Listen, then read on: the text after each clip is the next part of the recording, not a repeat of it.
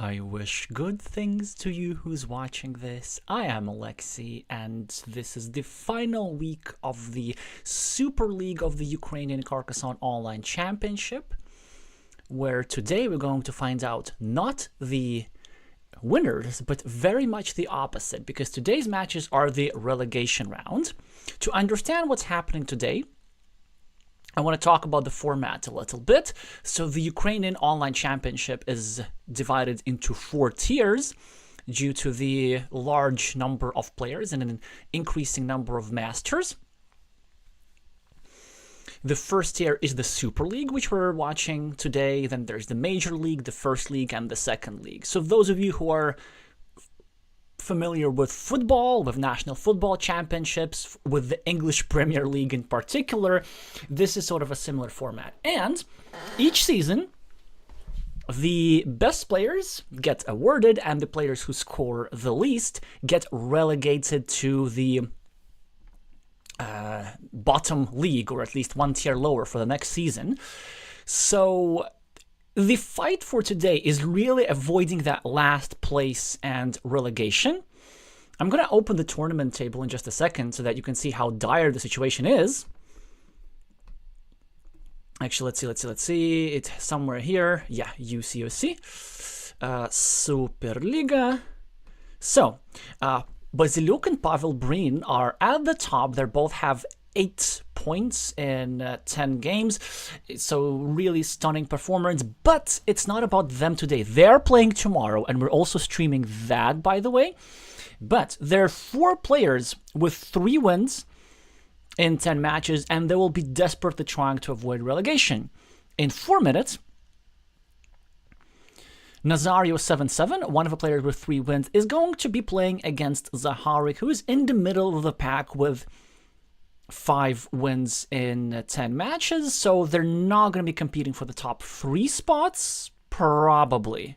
Well, actually, they still could with a very favorable run out, but they're not going to be competing for the first spot, but they're not going to be competing for the last spot either. So Zaharik has secured himself participation in the next year, but Nazario will be looking to prove themselves, trying to win against the Ukrainian captain and the mastermind behind Carcassonne.gg. So definitely Zaharik is going to be the favorite here today, but the rating of the players is quite similar. Both are masters with a peak rating a few points above 700. And the other matchup today is going to happen an hour later between Spitki and brother Robian. It's going to be even more interesting because both players will have a chance to both win and get a point and avoid relegation, and then deliver a loss to the other player and send them right to that 12th and last place. And actually, recently they changed the format a little bit, so it's going to be only 1 player relegated, because all the 4 tiers of the league are actually expanding next season from 12 players to 16 players. Before today, it was even, the format was such that 3 players would be relegated. Now it's just 1. So it's also an important goal for everybody to avoid being that one person who gets relegated. Alrighty, so let me just catch up with the chat a little bit. Gonna take me a minute, and in the meantime it will be enough time for the game to start. Hi, Ian. Okay, see, we already have people showing up. As usual, as I'm very, very paranoid, please let me know how the sound is going on. Also, before we start, let me just draw a little box over here. Also to double check if my drawings are working, and yes, they are. I think we should be well equipped to follow the best of 3 encounter between... Actually, you know what? There's even enough time to make a little scoreboard. So today's stream is a little bit improvised. UCOC 2025 Super League relegation round. Let me just do a little bit of this. First of all, Zaharik versus Nazario 7-7. And then it's going to be brother Robian versus Spitki. Now I think we're fully ready to go. Look at that shiny, shiny scoreboard. Let me just make... No, not here, not here. Just a couple of gaps. Like this, like this, like this. All right, we should be ready to go. A reminder, as usual, that everything is best of 3 in this league. And zaharik, currently rated in even 700, of course, a higher peak. Nazario, a little bit low rated at the moment, but also a master. Yeah, his maximum is 702. And the game has already just started a minute ago, and so nothing significant yet has happened. Nazario with bright red meeples. How did I mess that one up? Nazario is with the yellow meeples. Like, okay. I'll promise I'll do better. Nazario with the yellow meeples, and zaharik with the red meeples. Both, of course, very bright and easily distinguishable colors. And now we're going to see how aggressive Nazario is with this monastery. Very interesting tile on this board. So the player with the yellow meeples, who also is the starting player, is enjoying a slight 2-point advantage on the scoreboard as a result of a completed city cap and this little road over here. He has a 5-point road waiting to happen. zaharik has a 3-point road but needs a crossroad. And both sides currently with an uninspiring construction projects on the cities, but with a couple of city caps they could develop real quick. And Nazario makes the move, which I think is a bit too scared. I really wanted to see a monastery over here for 7 points, with one square very protected. But the reason why yellow put it over here, well, first of all, it's really just for safety reasons, because if you go here, then it's quite possible for zaharik to do this, and then this, and block this square, and make yellow lose 2 meeples. But in reality, I would not have been worried about this, even though I would have got my meeples blocked, as we can see from the runouts of tiles, just because 7 points is so much more than 4, then I would say that the risk is worth it. And also something that could happen, zaharik now is going to go here, and he's going to start blocking Nazario's monastery anyway, because even though this monastery is safe for now, it's not guaranteed that it's going to be completed. So crossroads for zaharik, he's definitely going to go here. He's just thinking about the orientation, and he chooses to leave a straight line like this. And the idea is that he's going to do something like here, with another crossroads maybe, and then put additional pressure on this square. Although, you know what? I think it was a teeny imprecision by the Ukrainian captain, who, by the way, is now going to be behind after Nazario somehow built a city for himself. Basically, if you look at these 2 road ends, just want to address the subtlety over here. It's a bit better to have more variety as to which kind of tiles you can put for your opponent's attack. Also, very nice sequence by Nazario here, who gets his first farmer of the game, and he's also going to block zaharik's meeple. In the meantime, zaharik very wisely creates an attacking platform against Yellow's city. And he now averts a disaster, averts a 12-point city, now equalizes this city here. And you know what? This meeple, which is blocked for 4 points as a result of Yellow's last move, it could still, with a couple of cows and horses and Doritos, use this meeple to create a big ruin and invade over here. It is not unheard of. So all red needs to do is just stall and wait for the right tiles. It is entirely possible. But yeah, but back to this move, as Nazario is taking more quick points. zaharik's probably going to finish the city and drop a farmer. I would anticipate a move like this. Or maybe going over here, starting a new city is also possible. Red chooses not to drop a farmer just yet. Maybe tempt Nazario into over-investing on the farm with a second meeple, or just postponing the invasion to a later date. There's still this platform for a farmer that could be used a little bit later. Anyway, so Nazario filled one of his critical squares. The other one still remained slightly vulnerable. But still, going back to this move over here, I think it would have been a bit more precise to do this, because then there would be more variety to what kind of tiles zaharik can put to harass this monastery. So road plus city tiles goes over here, and city plus field tiles would have gone over here. And also we can see that there's a loop waiting to happen, so very curious to see if this subtlety actually is going to matter. In the meantime, Zaharik does attack the field. Nazario immediately responds in kind. Also very interesting shape here that allows for back-to-back road monasteries, so somebody could gamble a little bit if they so choose and draw very easy 18 points. Hi Lidio, hi Devaka. Okay, so finally Red starts a new city.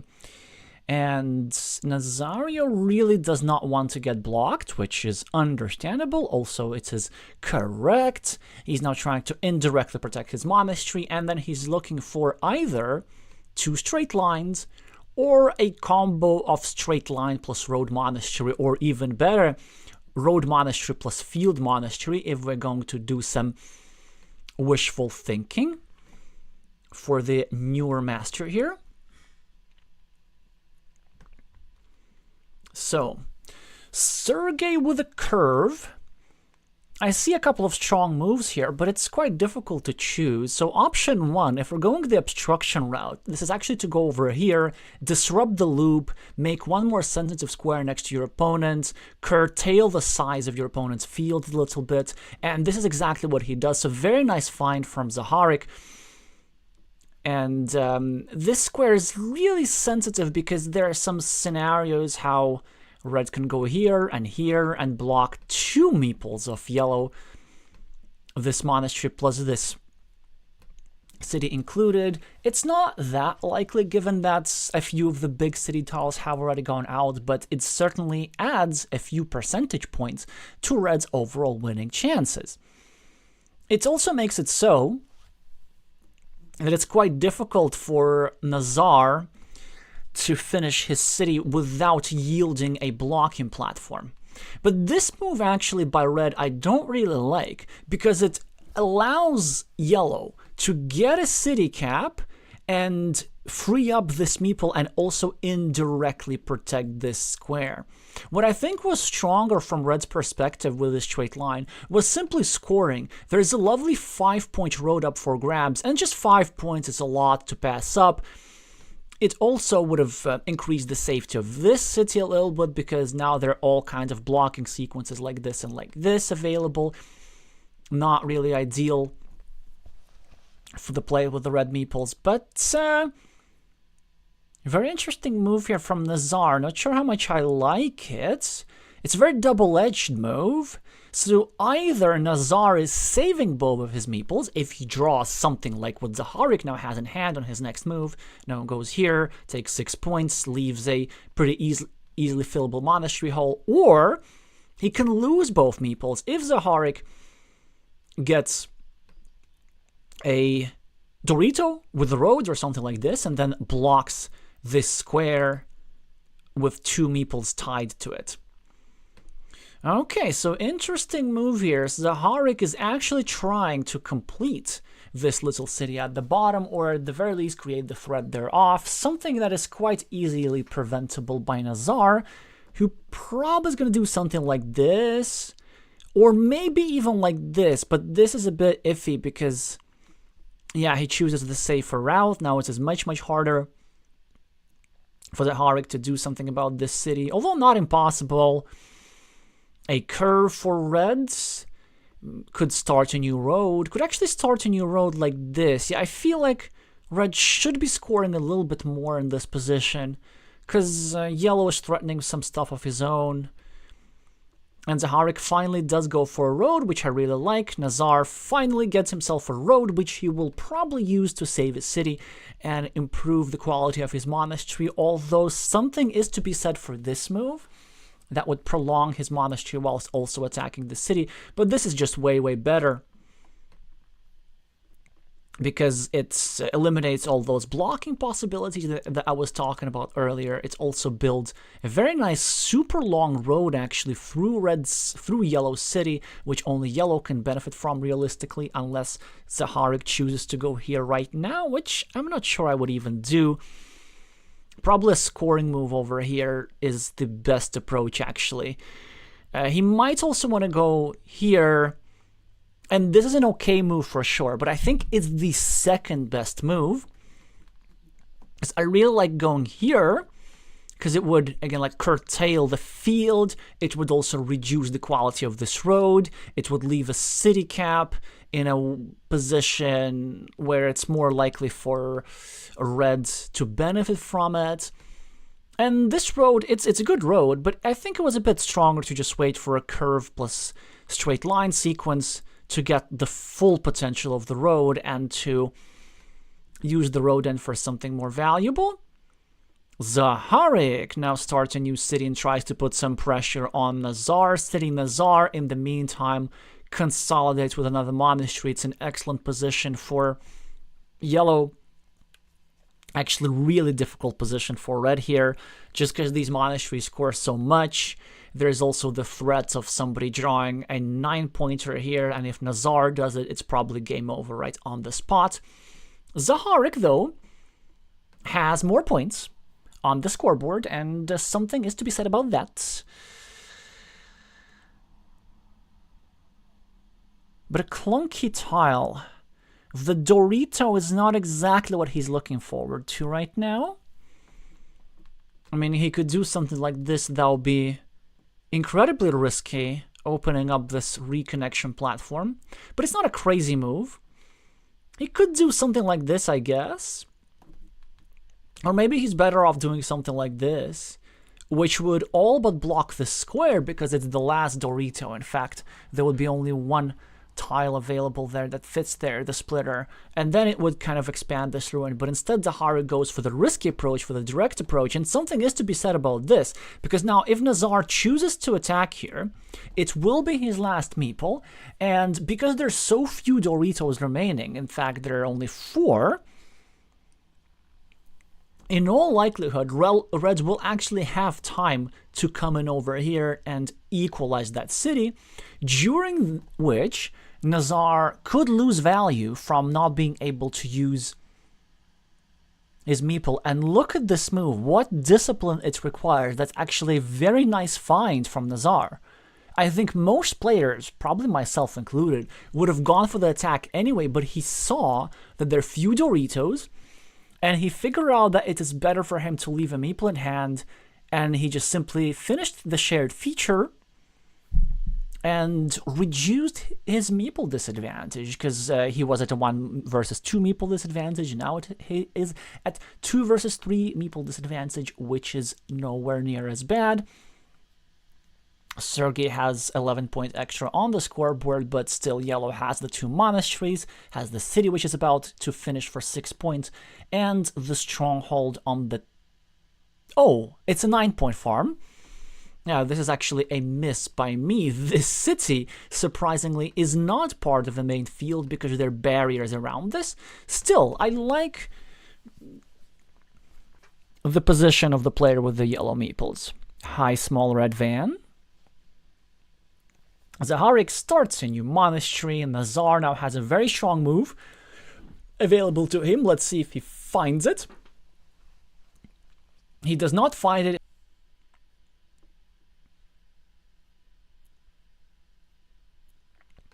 Yeah, so Zaharik decides to go for the farm, which is interesting. Maybe tad premature if you ask me. But Nazario cannot react. He simply takes points, splits her tile now for Zaharik, who has a variety of good uses for it. So option 1, we just take the points. We just do this. And actually what we can do then, we can develop a small counter field on the left, because it's going to be worth 6 points. Then we take maybe one more city cap, it's worth 9 points. And then suddenly we're actually doing very well for ourselves, and we don't even need to connect this farmer to the main field. Another option is to do something like this. And in that case, we're threatening to get ourselves... No, that would be very, very bad. That would be very, very bad. Don't listen to me. The reason why this idea would be... yeah, I'm... really... That's not a good move by red at all. So red does connect. So first of all, the reason why it's a move which I dislike is because of its immediate point value. So red used this tile to equalize a 3-point field with his opponent's 9-point field. That's net +6. If red were to have gone over here, he would have scored 3 points for the field, +4 for the city. That would have been net 7. So this is a way to sacrifice 1 point for no reason. It also gives a chance for Nazario to do what he did, scoring a bit extra, and now zaharik finds himself at a meeple minority in a field which has tons of entry points, and so really red doesn't have many good options. I mean, red's going to do this probably, and then Nazar is going to go here, and he's going to reconquer the field. And this was also... Ooh, look at this. This is actually very smart. So zaharik is really trying to fix the problems that his move created, because this is very, very smart. If you were not to have done this, Nazar could have used this platform. Now zaharik has eliminated that platform, but it's going to re-arise again. He now takes these points. Now Nazar can go here, and he should go here and try to connect to the field like this. And it will be quite difficult to thwart that field connection. In the meantime, of course, Nazar gets the Road Monastery, gets a lot of points on the scoreboard, and this position looks not very good for red at all. So red really needs some help from the deck here. He tries going the blocking route. I think a bit premature. I think he should have first of all taken care of that square, because you see he's trying to block, right? And that makes sense, all the sense in the world. But we needed to remember that yellow had the chance to sneak in his farmer over here as well. And this is exactly what yellow is doing. And it's in all likelihood going to be impossible for red to block this route. And this route, Nazar will penetrate the field. He will regain the majority. And with that, a very large advantage. Nazar now probably regretting that this tile was not placed over here. Had that been the case, he would have been scoring an easy 6-point road, but he has a good move regardless available to him, penetrating the field, getting a 3 versus 2 majority on a field that has become much larger. And Nazar now gets a fantastic tile. Just after red got a glimmer of hope with his 4-pointer, red finished a city, and look at... Oh, yeah, blue. Why I say blue? Yellow. Yellow finished a city, dropped a farmer for 6 points, which is a bit extra. I mean, could have just taken the 4-point road, but I think that yellow now understands that there's very, very little that red can do in this game. Red is still trying to finish a city. And are there enough tiles to do this? Yes, actually there are. For example, 2 road Doritos, that would be a way to do this, which by the way is preventable. If Nazar goes here, then 2 road Doritos are no longer possible to use in these squares. And what else are we having? We're actually exceptionally short for city caps.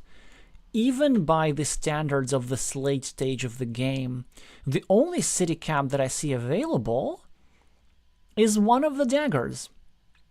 Yeah, actually, I think there's just one. Am I missing something? Yes, I am. In fact, there's a horizontal splitter available. So multiple ways to finish that city. Yeah, and you know what? So even after this move that I'm suggesting, there's still a combo of horizontal divider plus the dagger.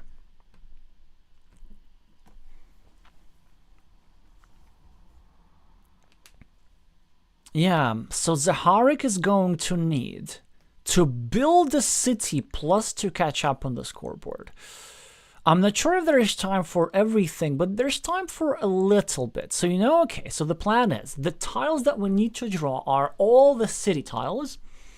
So first of all, we need to draw a couple of tiles to finish the city. And this better be the city cap plus the other city cap, right? And then on our penultimate turn, we're going to use one of the row Doritos to drop a farmer like this, and the other row Dorito to connect into the field. Because this here point is pretty much the only viable field connection platform that I see. Well, maybe there's also another one. Okay, no. I mean, it's not bad, but what zaharik should have done, he should have gone over here and dropped a farmer like this.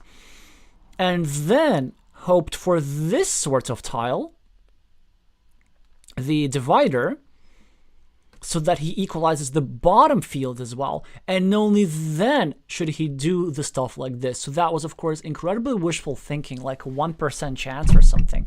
Genuinely 1%, or under 3% for sure. I'm actually not very quick at these calculations. And in that case, maybe something could have happened. Of course, still very nice spatial vision by the play with the red meeples, equalizing the field, but this field is going to not be enough.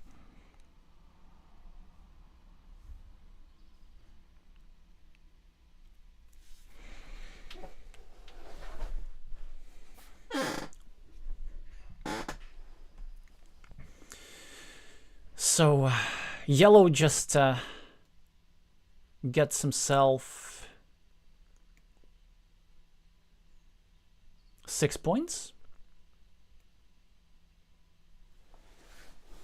Is that what's going to happen? I presume so. Unless yellow is thinking of inflicting emotional damage on red and trying to drop a farmer somewhere. That would be cruel and unusual punishment, if you ask me. Also interesting how there were many other field connection opportunities. One that I missed was here at the bottom through a Dorito of the road like this. That's actually also quite aesthetically pleasing. zaharik, I think, did find the best one. But I was saying no, not because this move is tactically bad, but because this connection, even as successful, is just not enough. That was my point. So then zaharik, I think, really needed to try and go for the city, hoping for a greater miracle. But at least that great miracle, even though it would have been more unlikely, it would have been more impactful. Well, anyway, Nazar starts delivering a bit of an upset, wins the first game with a lot of confidence. Yeah, very rough draws for zaharik as well, kind of getting into the early deficits and losing a meeple. But Nazar managed to play riskily, but I think very well with these farmers, managed to sneak into the field like this. And red, although probably would not have won because of the draws, but I think some missed opportunities for red here. The main issue is really with the farmer, and it's just so textbook. Attacking with the farmer with a meeple minority, it only increased the side of the field, because, you know, if you attack with a city cap, there's another city cap on your opponent's field, and then this field becomes bigger and more impactful. It was just a normal 9-point field, and it became an 18-point field in just no time, or a 15-point field, or whatever. So maybe this sequence, something to be improved on in the next game, but a very difficult position for red regardless. And both players are jumping in straight to the second one. zaharik briefly going under 700 rating points. I'm not sure how much he cares about this sort of symbolic stuff, but this time he's going to be the starting player. Nazario, however, with the first monastery. zaharik with a new road and some cities here, and already a very interesting situation. I don't know what the correct move here is, but I just want to tell you what zaharik is thinking about. So he's thinking about doing something like this and maybe continuing his city and going for this sort of flower shape. But this city cap is really annoying and needs to be addressed. And that's why he chooses to clean this up. I think that's one of his two top choices. And if anything, this is probably my preferable choice, what he did.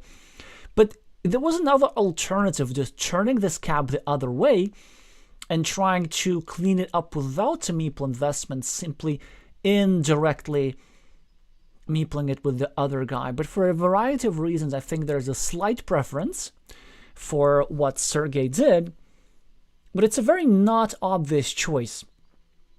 So he actually thought that through really, really deeply. Zaharik, with a curve, is looking to do something about the new city cap of Nazar, or maybe not. He simply continues his road, whilst also, yeah, I actually don't like this move, just about what it does to the board. It sort of creates these two very good monastery spots next to Nazario's monastery. And ideally what I want to be doing, I want to be going here with a crossroads, just to break that monastery pattern. And another move that I would have liked as Zaharik is maybe dropping an early farmer, really, or even here. Yeah, I think it's a bit of a miss. But who knows, maybe Red has planned to take advantage of his meeple majority. Let Nazario occupy the field first, then put his opponent into a meeple disadvantage, and then try to build a bunch of features with the extra meeples, and then at the very last moment, swoop in with a game-winning field attack. 4 points for Sergey. Red is finally on the scoreboard. Nazar, I think, making a bit of a miss. Continuing his city and starting a new road, but I think a bit stronger was just cleaning off the city cap in order to not allow Sergey moves like these and not to make his meeple too vulnerable. And because that city cap was actually perfectly fine as it was, just waiting for a starting tile or something like this. Now Nazar needs extra tiles to complete this. There's also the sensitive square. Now Nazar also probably needs to go here and not allow Red to complete his city. Instead, Nazar goes at the top, which I don't think is his strongest move, although it's understandable. It's actually quite decent. Zaharik takes advantage of the monastery spot for 7 points. Yeah, so blocking the square is of course nice, but in a very open position, it doesn't really do a great deal. Oh, what a fantastic tile for Zaharik. Back-to-back monasteries and a gigantic advantage in this position. Nazar, of course, gets the temporary lead on the scoreboard, finishes 4 points for a road, and he's also setting up another 10-point city, but Sergey responds very quickly with a 6-point city of his own. Nazar equalizes Sergey's field. Now Zaharik is going to either finish his 10-pointer, which I probably would. I would chicken out here. But he's thinking about a move like this, invading this city of Nazario. And my thought is this, just because the position is so open, yeah, I really like this. I don't think that it's so urgent to stop our opponent from completing the 10-pointer. I think that completing our own city and just getting the meeple back is a little bit better, because then it allows us to finally look towards equalizing the field. Also, it unlocks the potential of blocking Yellow City over here. Before that, it wasn't really possible because we did not want to expose a blocking platform against our own city from above like this. But now that we don't have a city to worry about, we can finally use this blocking platform against this yellow guy over here. And ideally, what we want to do is so a straight line here for delay, and then extender and a Dorito to tie our blocked city together with our opponent, thus giving us a meeple advantage. Very interesting move here from yellow. adding a point to Zaharik's monastery, but maybe looking to later completely block up this square. Let's see how this turns out. Nazar finishes a 10-pointer, equalizes on the scoreboard almost. Zaharik is, of course, going to go over here, start a new city, put a lot of pressure on this square. Yep, this is exactly what's going to happen. And the plan, of course, as I told ya, he's going to go over here with a Dorito and tie his blocked city together with the, at least at the moment, unblocked city of Nazar. This is the Carcassonne equivalent of the chess desperado tactic. If we have any chess players in the audience, do make yourselves known in the chat, because it would make me feel better to knowing that my references are reaching at least some of y'all.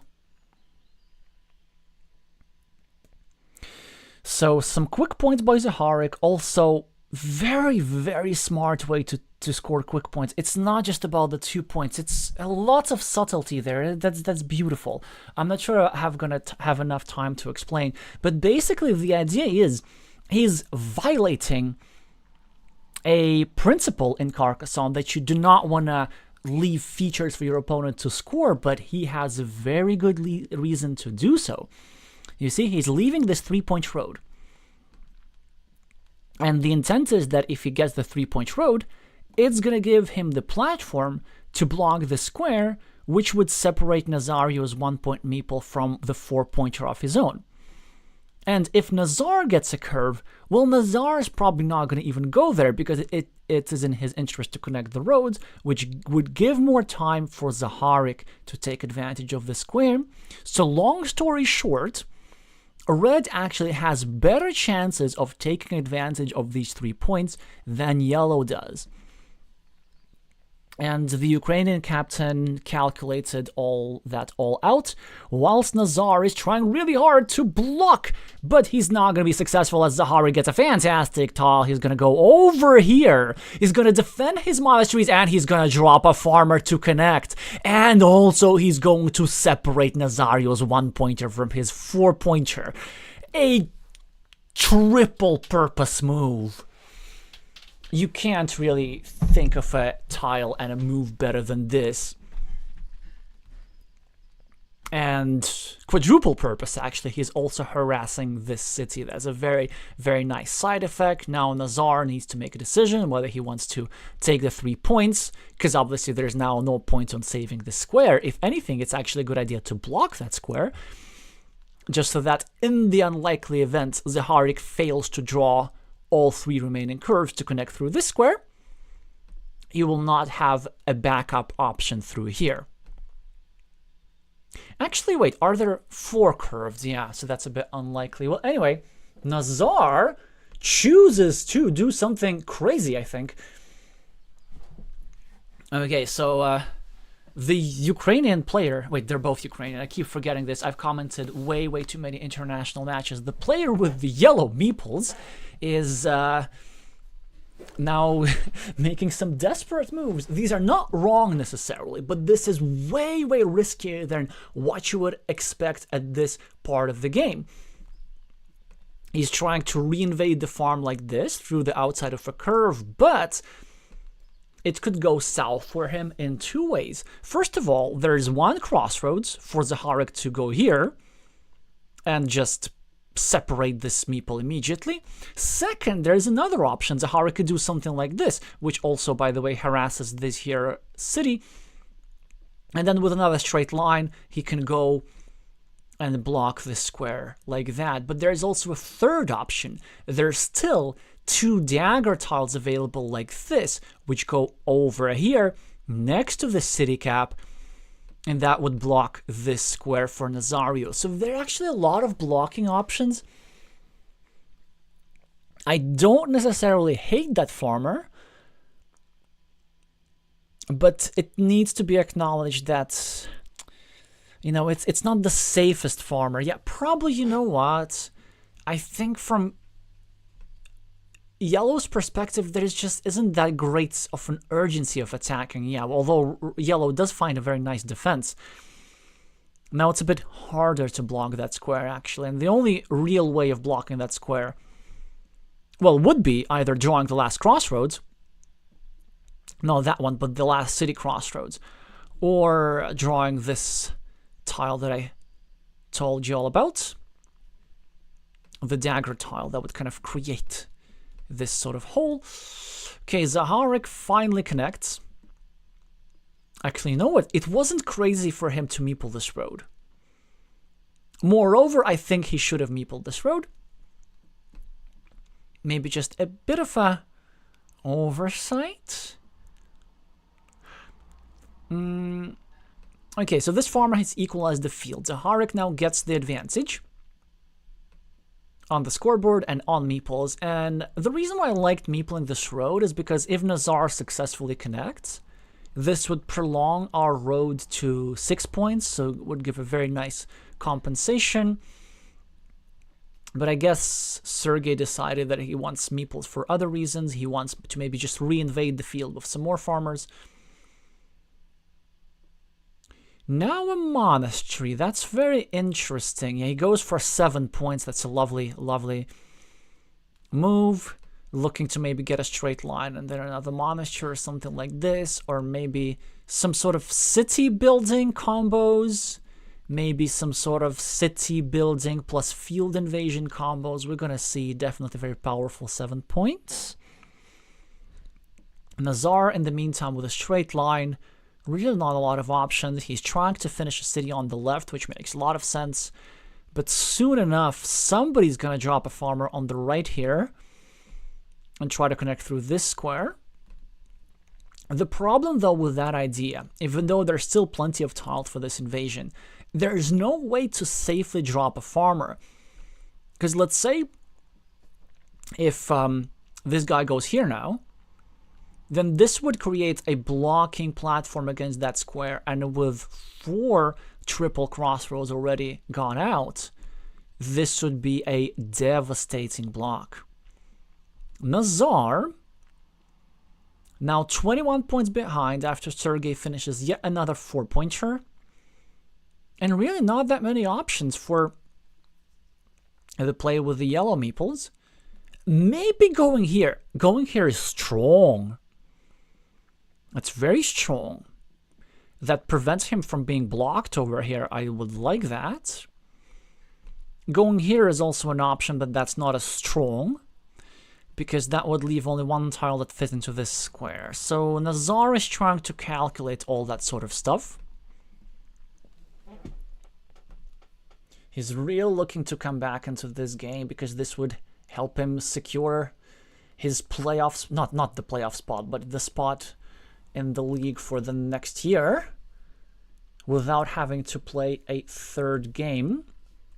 A reminder that Nazar did win the first one for those of you who are just joining. Wait. Yeah, he's still thinking about this.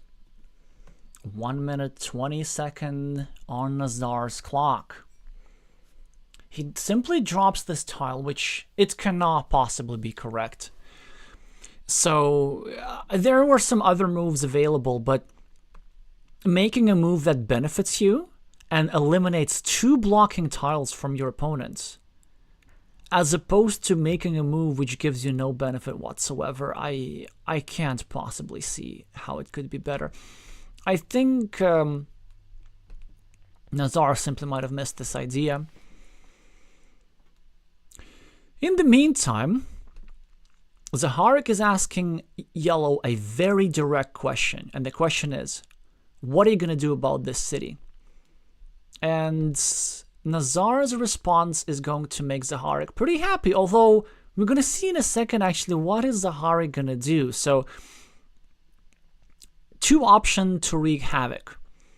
Option 1, we go here, score 4 points, and block this square and say that your indirect defense is not worth much. But Sergey goes for option 2, which probably brings even more devastation. 4 points here, plus cutting off the yellow farmer. Yeah, that's very, very difficult for yellow now. He's going to have a 0-pointer pretty much until the end of the game, unless he manages to maybe score for this road first of all. He would need to win the coin flip for the crossroads.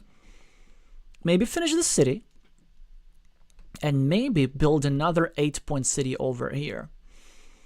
And given yellow's deficit, it is not crazy at all to just go here and simply try going for that idea. He doesn't do it, understandably, maybe waiting for a better tile, and Nazar now gets blocked on the other side. This is so unfortunate, just as he had the tile to maybe try a proper defense. So he's going to lose this meeple, he's going to lose this meeple, and Zaharik is just scoring points in the process. There are few things as demoralizing in Carcassonne as your opponent scoring points and blocking your meeple at the same time.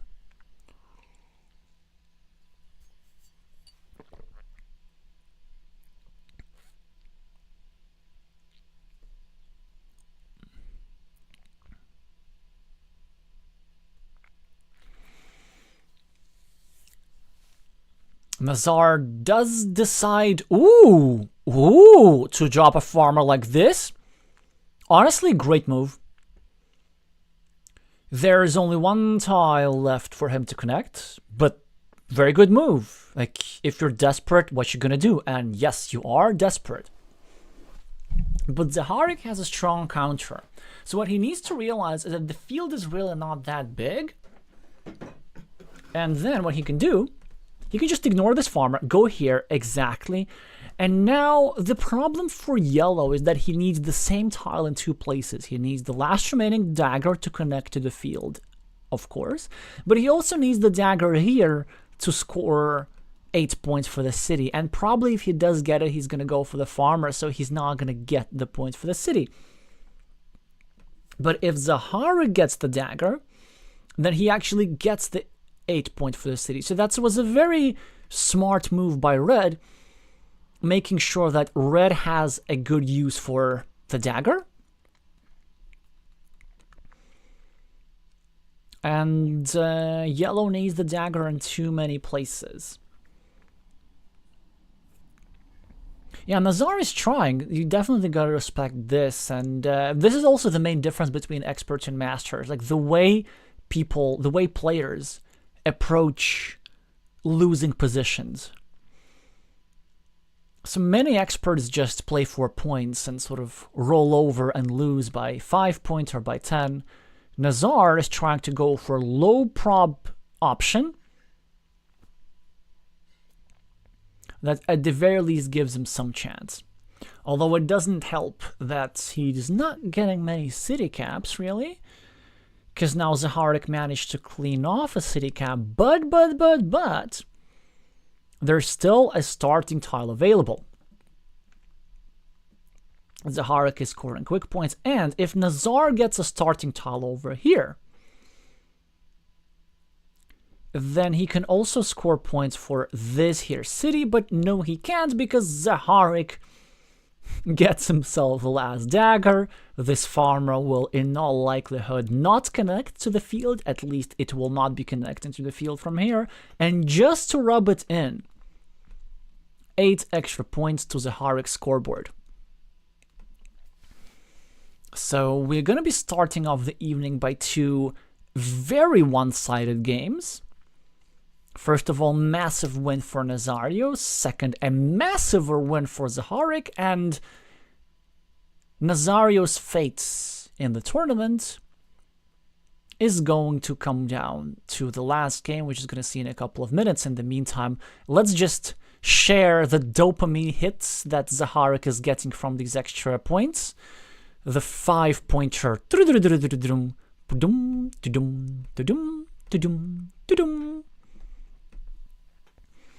Yeah, that's the thing about Carcassonne, is like, even if the fate of the game is decided, it still feels very nice to score. Well, especially if you're on the winning side. I'm not sure how about you, but I actually do find it like quite enjoyable to just further be increasing the margin of win, even though of course the point difference has no bearing on the tournament standing or anything.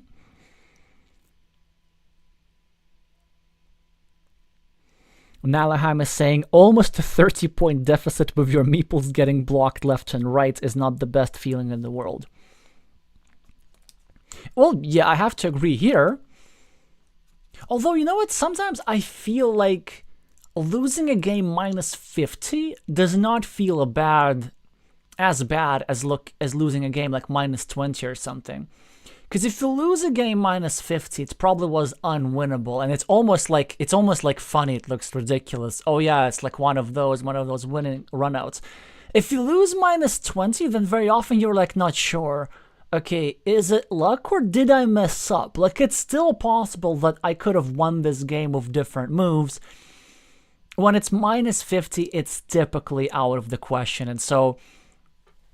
Also, sometimes, like, if you lose the game very early, I don't know, your opponent finishes a 50-point city or something, then you kind of stop stressing out about the outcome of the game, because you know what the outcome of the game is going to be. Even though it's not of your favor, at least, like, you don't have to worry about it anymore. It's, you know, like, very macabre silver lining.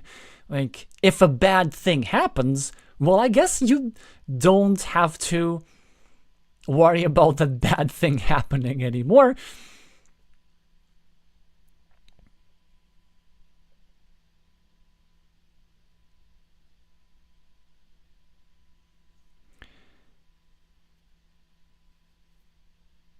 Although I would still prefer the bad thing not happening any day. You know, zaharik is commentating on the same thing, that I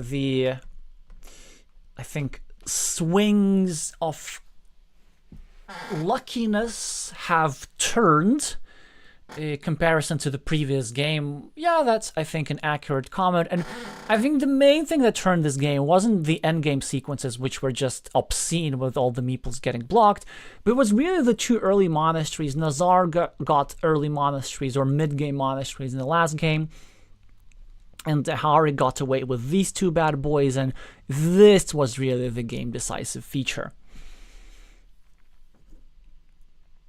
2 minutes is the break that is suggesting by Nazario. I also feel like I'm learning. I know that HV is the Ukrainian abbreviation for chviliny, which means minutes.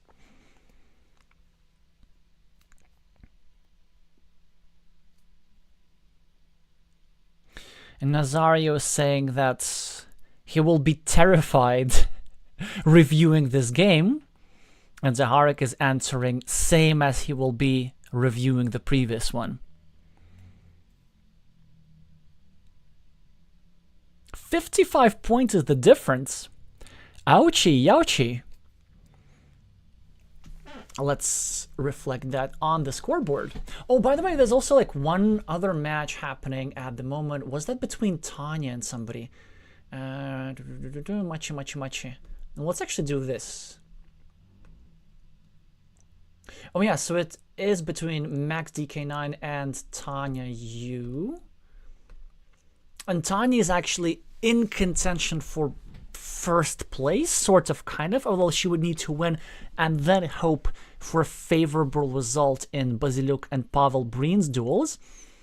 And Max DK is looking to avoid elimination, so he's in the same boat as Spitki, Nazario, and Brother Robin. And this is also happening right now, and actually this has probably ended, but I don't think we have really time for this, so we're gonna just have a quick look at their result. If we get time. So zaharik won, Nazar won.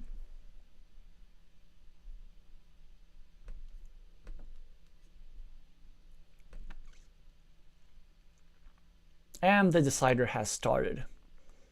So we're gonna catch up on Tanya's game maybe a little bit later.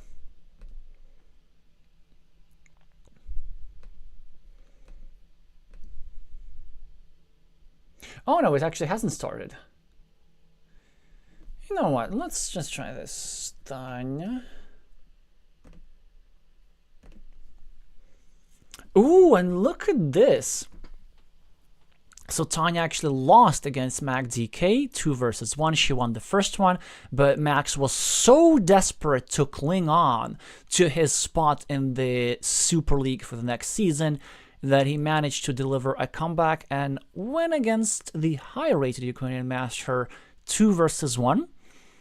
So Max now is at 4 wins, and he probably, yeah, most definitely Max is not going to be relegated. But what about Nazario? Will he be able to avoid the sad fate just as his opponent?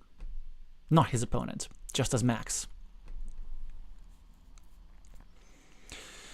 So Nazar is the starting player right now. Zaharik has a meeple on the city, but Nazario took a 4-pointer on his first move. Nazar with a very early farmer, with one which I actually do quite like. I think it was the best find strategically. And the second farmer goes here. I think that would be an absolutely worthy investment. It's a bit of a weird position, but when you have these early dividers, it is actually worth to be dropping these farmers. You know, these early farmers, like, if you're not sure what you're doing, don't try this at home. Don't try this at home without professional supervision, but these players know what they are doing. Zaharik also immediately realizes the potential of the field, chooses to equalize at least one of these farmers soon enough.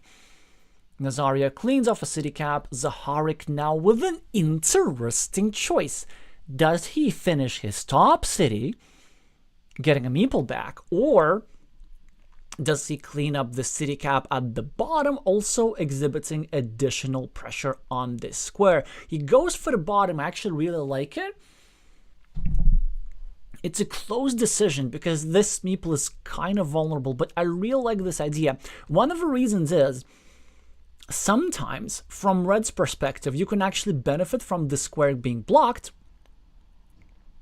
because if you go over here with some sort of big clunky city tile, then this farmer will be trapped, but Red doesn't even have to do that. His is going to get his city meeple back, is going to be significantly ahead on the scoreboard now, despite the fact that Nazario is ahead on the field.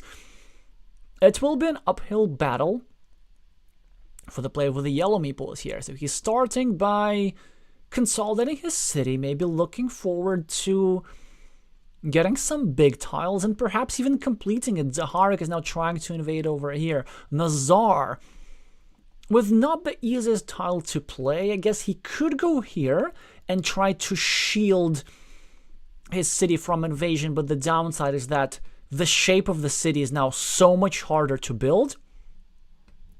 Like, this one tile, I can't even begin to describe how significantly it reduces the probability of completing said city. So my main explanation is that Nazario maybe doesn't have to complete that city. A Red scores for a city cap. Nazar with a monastery. He's looking to get the 5 points, support his road, create another monastery spot. He is short on meeple. Zaharik is now trying to complete a city, also creating a connection platform to this city. And Zaharik is going to... Actually, what he's going to do, let's see. Yeah, he doesn't even bother finishing his city. He simply wants to equalize the city/ruin of yellow as soon as possible, just so that there no fluke runouts. But Nazar with a great tile, will he find the best move? Oh, he has such a fantastic move. Okay, to be honest, there's a particular move which yellow absolutely has to play, which can turn the game. And if yellow's not going to find it, I'm going to flip out. I really hope he finds it. He is a very high-rated player. He knows what he's doing. And thankfully, he did find it. Great job, Nazar. This move does so much. It is an unbelievably powerful move. First of all, averting the direct threat of Zaharik finishing a city with 6 points and getting himself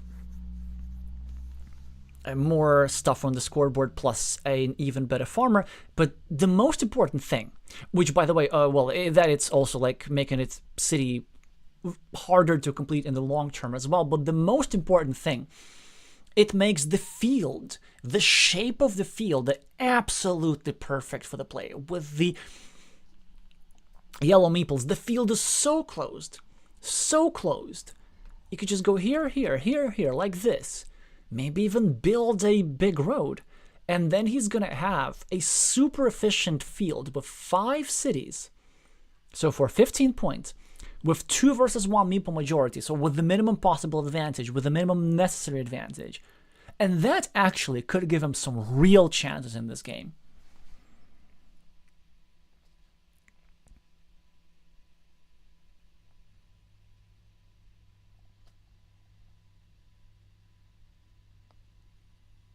Zaharik is still trying to do something, so he's trying to break the integrity of Nazario's monastery, which makes a lot of sense, but I don't think it's gonna thwart him too much. But look at this, Zaharik now with a fantastic tile. A not so easy decision. And he makes a move which I'm okay with, but it's my second favorite move. You know what? A move that was very entertaining. It was for Zaharik to actually go here and try win the city with a 2 versus 1 majority, because still 3 tiles fit here and a completely completable city. I don't know. So Red decides that he can win the game without this city, which still opens the room for Nazar to go here with a second meeple and try to complete it. This is very, very doable. Zaharik is now creating a threat on the right, renewing the chance of completing his city and also creating a square to drop a potential farmer. Nazar looking to equalize one of his cities, but Zaharik manages to continue the most dangerous one. So it's a question, should Nazario have even gone over here, or should he have gone over here instead? It's going to be left as a rhetorical, philosophical question for Nazar to think when he's analyzing this game, preparing for the 2026 Major League.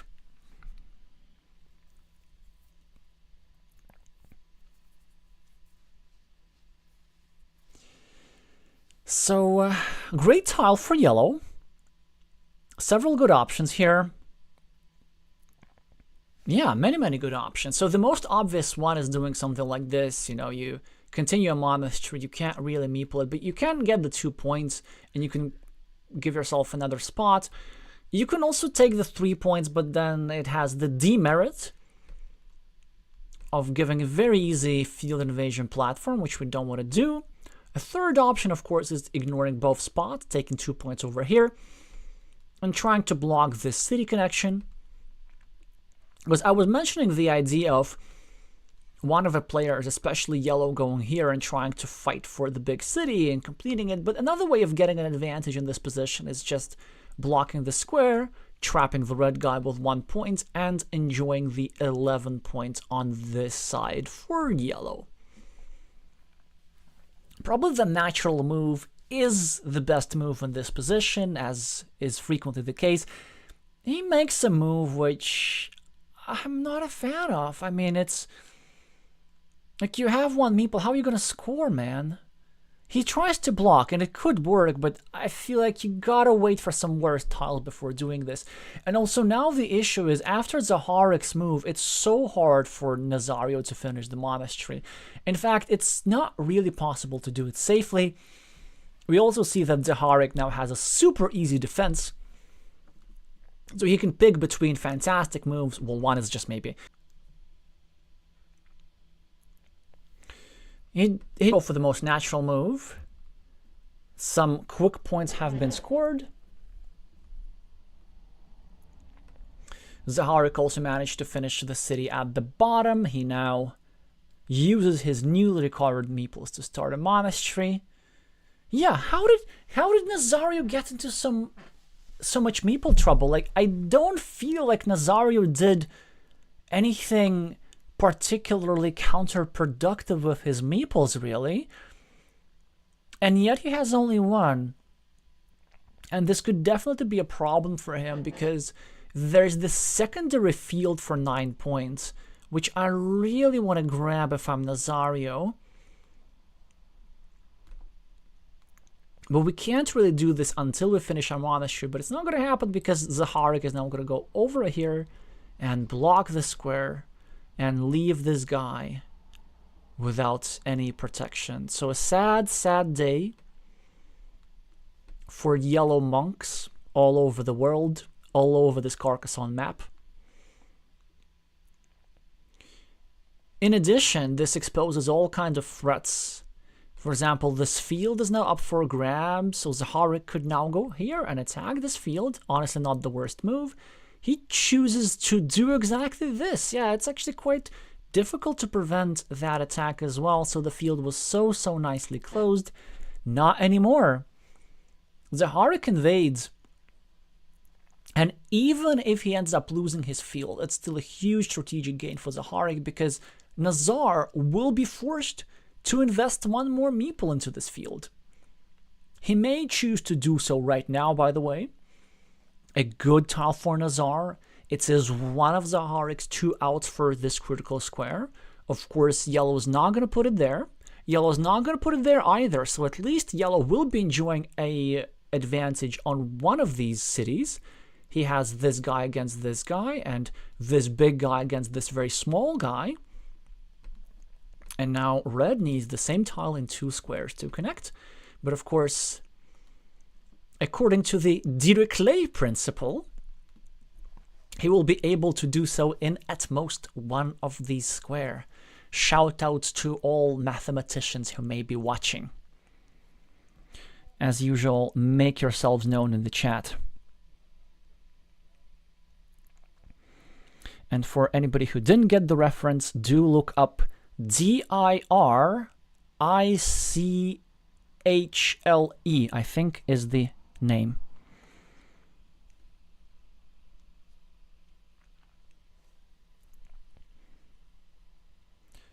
So Nazar drops the farmer, which is a good move. His farmer is going to get blocked in all likelihood, but it was still a good move. And yeah, this is actually now suddenly looking pretty good for yellow because back-to-back Doritos, the 25% share has been drawn by Nazar. This 1-point guy will not be connecting to this 9-point guy, and this 2-point guy will not be connected to this 8-point guy. So suddenly 14 extra points is the advantage of Nazario in these 2 cities, which puts him ahead in this game currently.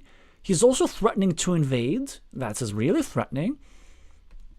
And he will be at a meeple minority, of course, after Zaharik finishes his road, and or maybe the monastery, but with only 15 tiles remaining, meeple disadvantage becomes less of a big deal.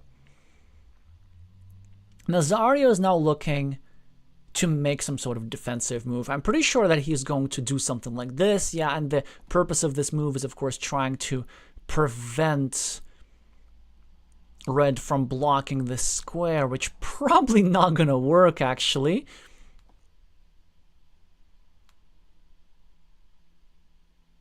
No, actually, it is gonna work, huh? Because if Zaharik goes here right now, he will be still leaving 2 tiles that fit into this square. Surprisingly, there's still an abundance of daggers in the deck, even at this late stage of the game. A very nice defensive move by Nazario.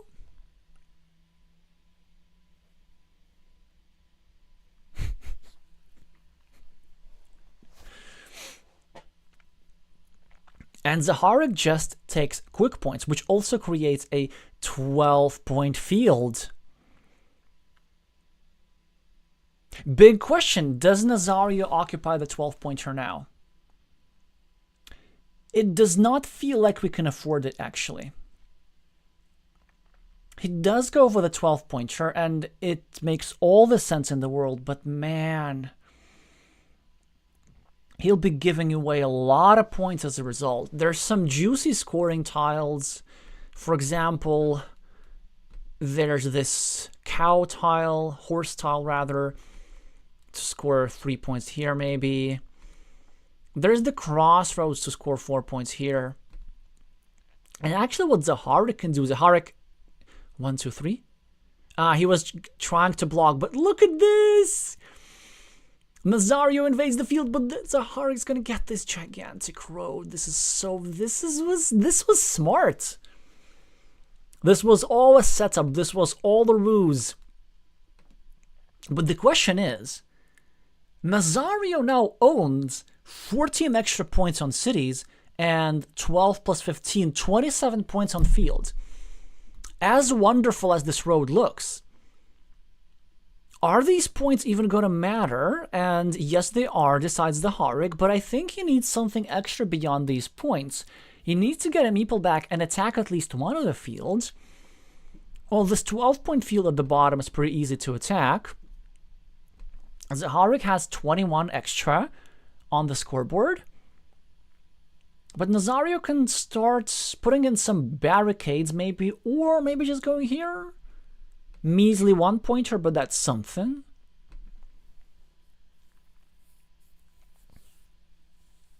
Okay, so 27 points on the cities, 1 extra for the monastery, because Nazario is a bit better developed. So that's 28, plus 14 on the cities, that's 42. So zaharik 21 on the scoreboard, plus 4 for the road on the left.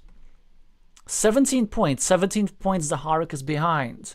Nazario's trying to prevent a field invasion. 15 points zaharik is behind. There's just enough time for zaharik to get 12 points here by invading the field, and then maybe like 3 points anywhere else. So Nazar is trying really hard to prevent an invasion. He also expands his field, and zaharik now really does not get the best tile. How do we invade? Oh, that's a fantastic tile. Because zaharik can invade over here through a monastery. Bam, he finds it. Like, zaharik has, I really think, one of the best field visions in the Carcassonne scene. So he was playing, I think that was in the Super League. I think that was against Basiliuk. Yeah, the final of last year's Ukrainian Super League, where he just delivered a absolutely stunning field sequence against Maxim Basiliuk, where he kind of first of all prepared a field connection. He first of all prevented the blocks that his opponent could make in a particular field connection before even he dropped a farmer, and then he dropped a farmer after he had worked on that square, making it super safe. It was just exceptionally beautiful. Okay, this find is maybe a bit easier for a player of his caliber. Like, it's just incredibly likely to get connected, and he will probably win this because, well, I'm just not sure what Nazario can do about this, because zaharik just has a bit too much on the scoreboard, and he also gets himself...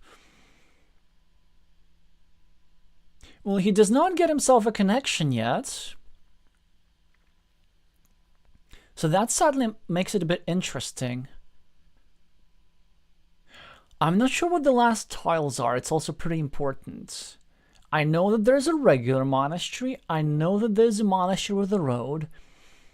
But that third tile, a lot could depend on that third tile. And that third tile appears to be inconsequential. Is that... No, that's not a Dorito. I can't find it. I just can't. Wait, is that a vanilla? I think that's a vanilla, which actually makes it impossible for zaharik to lose. Yeah, there are 3 tiles left, and all of them fit into the square. Road monastery, regular monastery, and vanilla. That's a killer farmer.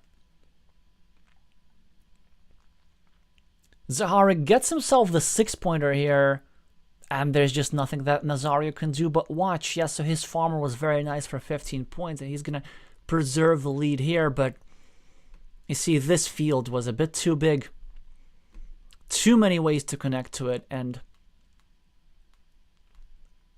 Zaharik's last tile is going to be either the regular monastery or the vanilla city cap. And this tile will be placed here. So the best that I can do probably here as Nazario is do something like this and then hope to distract my opponent, hopefully that they can make a mistake.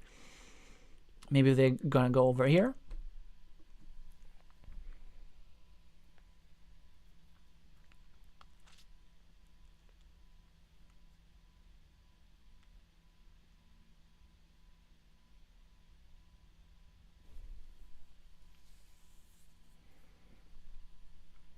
And the vanilla city cap is drawn. The 15-point field that Nazar worked so hard for is not going to work. And Nazario will not be able to avoid elimination. He will be picking up another loss.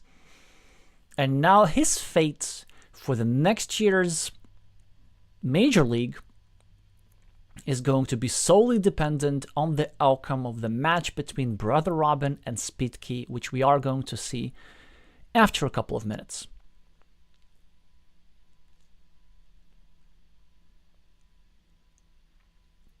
"15 points on the right are going to put Nazario just 5 points short. And Zaharik gets the comeback win, gets himself the master status again, 702. Versus Nazario's just under 600. Valiant fight, but not quite enough against the captain and the mastermind behind Carcassonne GG. So congratulations to Zaharik. And we will be jumping into our next match. And then we're going to be finishing the evening by conducting some tournament table maths together. So Spitki versus Brother Robin, both I think equally skilled players. 611 is Spitki's rating, and Brother Robin already won the first one. So the match started a few minutes ago, well actually more than a few minutes ago, and both players, I'm not sure about both players, but Spitki pretty fast. Brother Robin won the first one with just 1 point. Hopefully the second game is going to be just as interesting.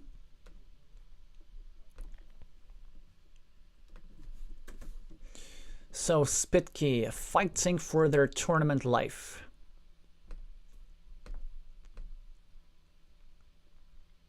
Oh, they're just starting, like just starting. Hi Sergey, congratulations on your spectacular win. And shameless unblockable field invasions.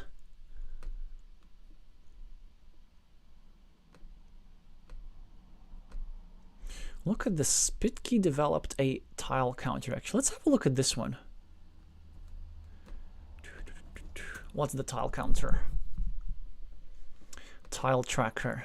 Shall we add it right now? I'm feeling adventurous.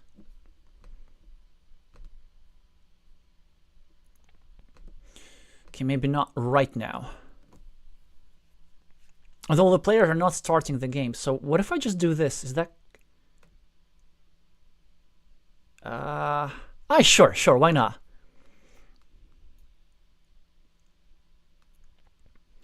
Okay. And how does it work? Does it just work automatically?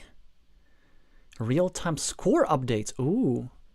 Look at this. 4.9 out of 5 rating.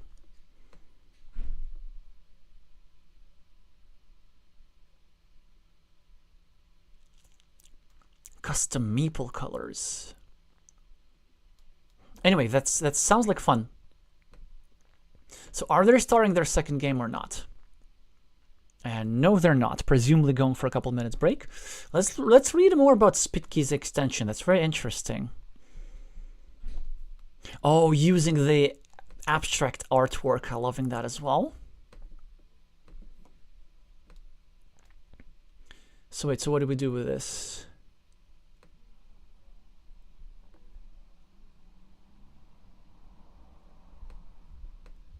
Do I need to turn on, or is it turn it on, or is it just gonna be there?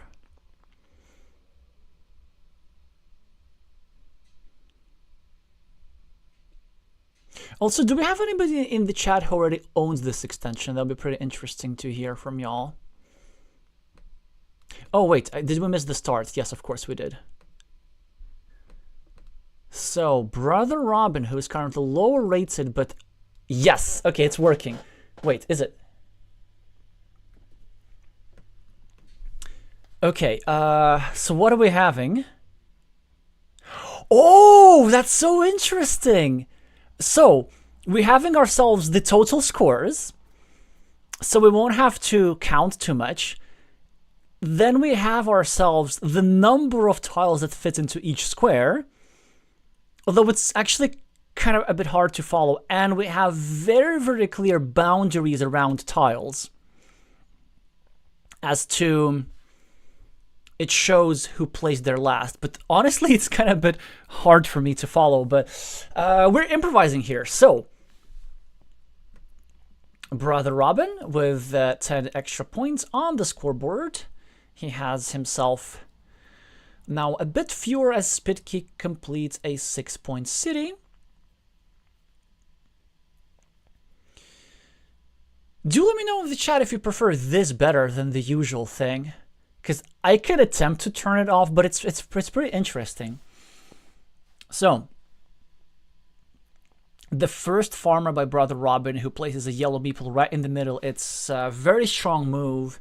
This field has a huge potential, and also this extra road which goes through the city is going to give 4 points to this guy upon completion. If he completes successfully, Spitki is now trying to not only start a new monastery, but also create a blocking platform against this square.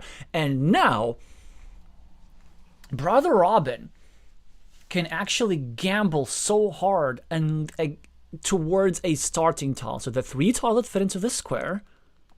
Although, wait, I don't get how this works. Oh yeah, look at this. There's this little 3 letter here. I'm not sure if you can see on your phone screens, but there's this 3 little thing. So,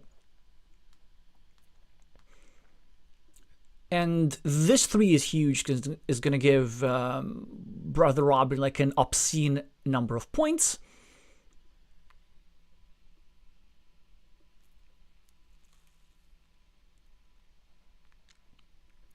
Nalheim is saying visible overall points are definitely a great addition, but the small number of available tiles to each square are really distracting. Yeah, I have to agree, but let's just go with this for now, and then I'll see if we can make some further additions. Wait, also, what happened with the... It's also a bit interesting that the time is not very visible, because their ratings are next to the times. Anyway.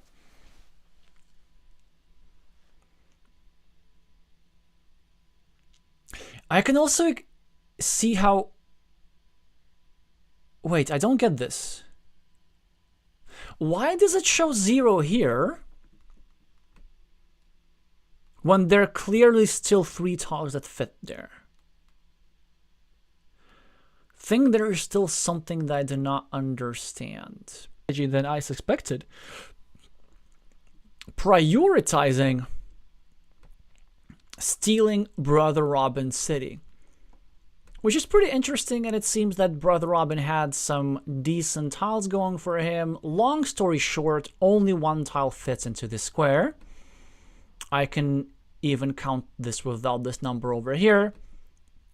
And even if blue manages to get this, it's probably going to be a pretty long time before blue gets this. So, in fact, it is a very, very difficult position for blue. Wait, how does... I think I need to refresh it again.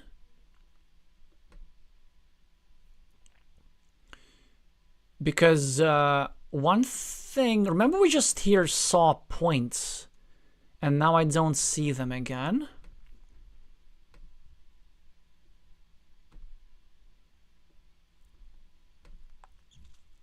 Ooh, look at this. Never mind the game. We can... Oh, I guess we can just consult the remaining tiles when we so choose. Yeah. That's actually very, very nice, because we're not going to be seeing them all the time. But maybe towards the end game, where I'm going to be very lazy to count, we're just going to open them up. Anyway. Spitki here is somehow ahead on Meeples. I really don't understand how that is possible, given the fact that his position is pretty dire. But still hoping for that one tile that fits here. Still hoping to finish this city like that. Having some tile that fit here. Plenty of crossroads available, like 5 or so. And he's ahead on the scoreboard, so suddenly this situation doesn't even look that bad. I want to refresh again, because something off again with those numbers. Yeah, now we should be back again. Brother Robin averts a disaster. The disaster being Spitki completing this city on the right.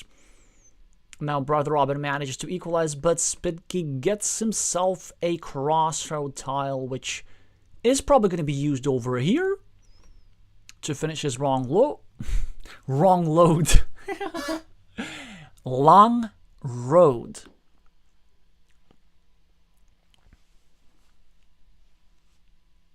Brother Robin uses a curve to permanently block Spitki's monastery, and even though he's gonna get his 5 points for the city, 1 for the monastery, this square is completely unfillable.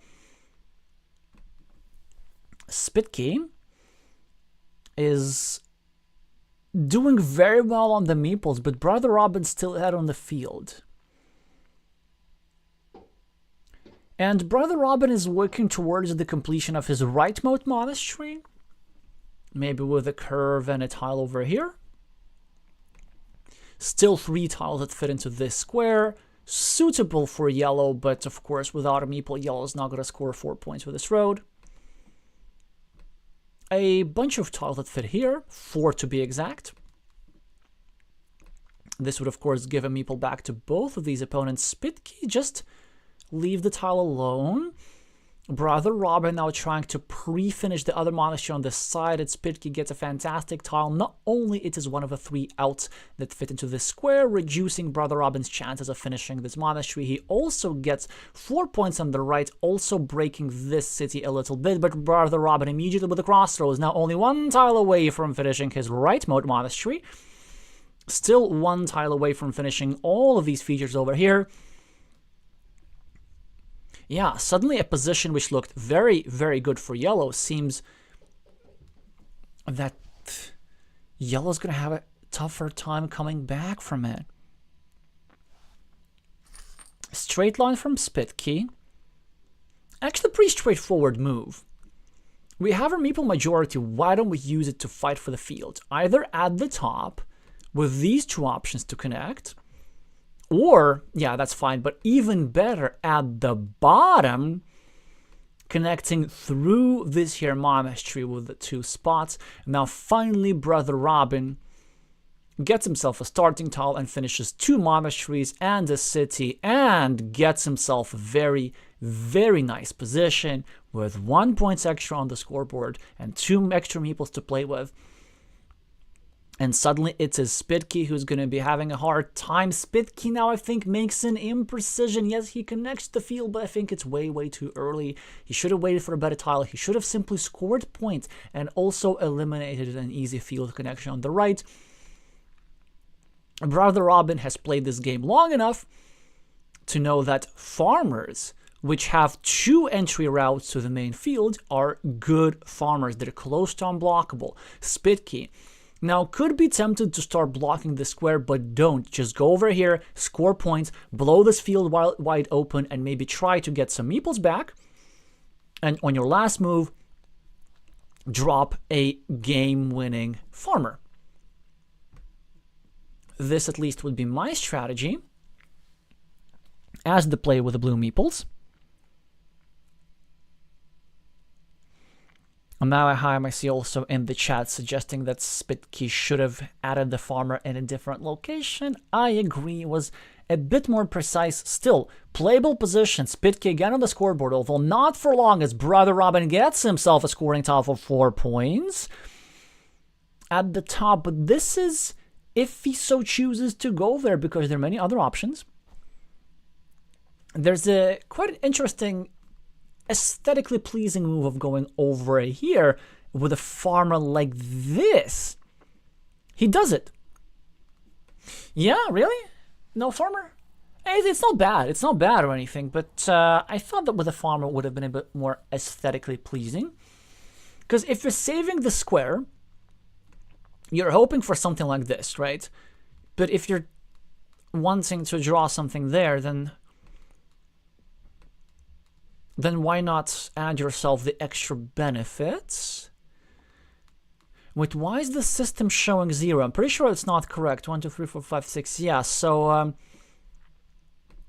I still need to figure out how to work this extension properly. For those of you who are just joining, that was a spontaneous decision because Spitki was the one who created this extension. I just figured, why don't I try this on stream? So hopefully you don't find the bunch of numbers too distracting. It's also pretty interesting because like some of them are correct. So 1 over here is correct. 0 over here is correct. 3 over here is correct. 0 over here is not correct.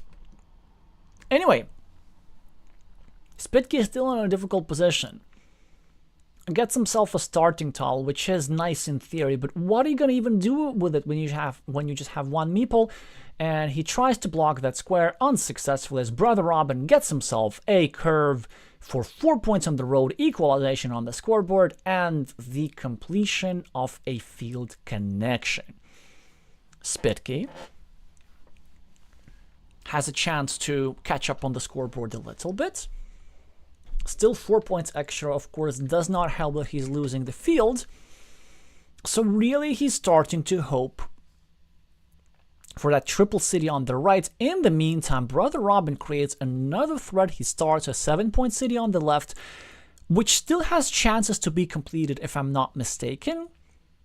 If we can trust the tile counter that says that there's still plenty of tiles that fit in these here squares.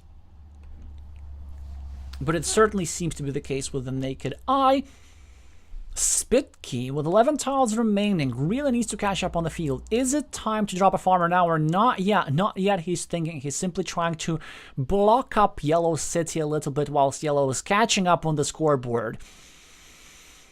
Dorito with a road for Spitki. Not an obvious place to use it. Maybe just needs to shape the board to his liking. Looking to set up some sort of field connection.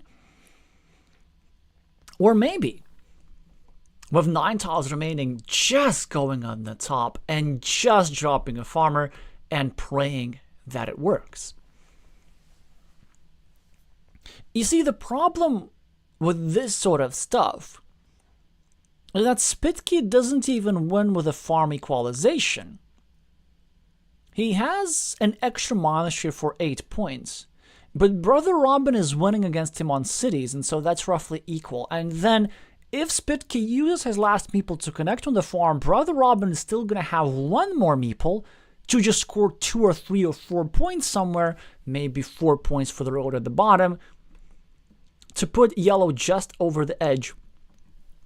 So Spitki will also need this tile as well.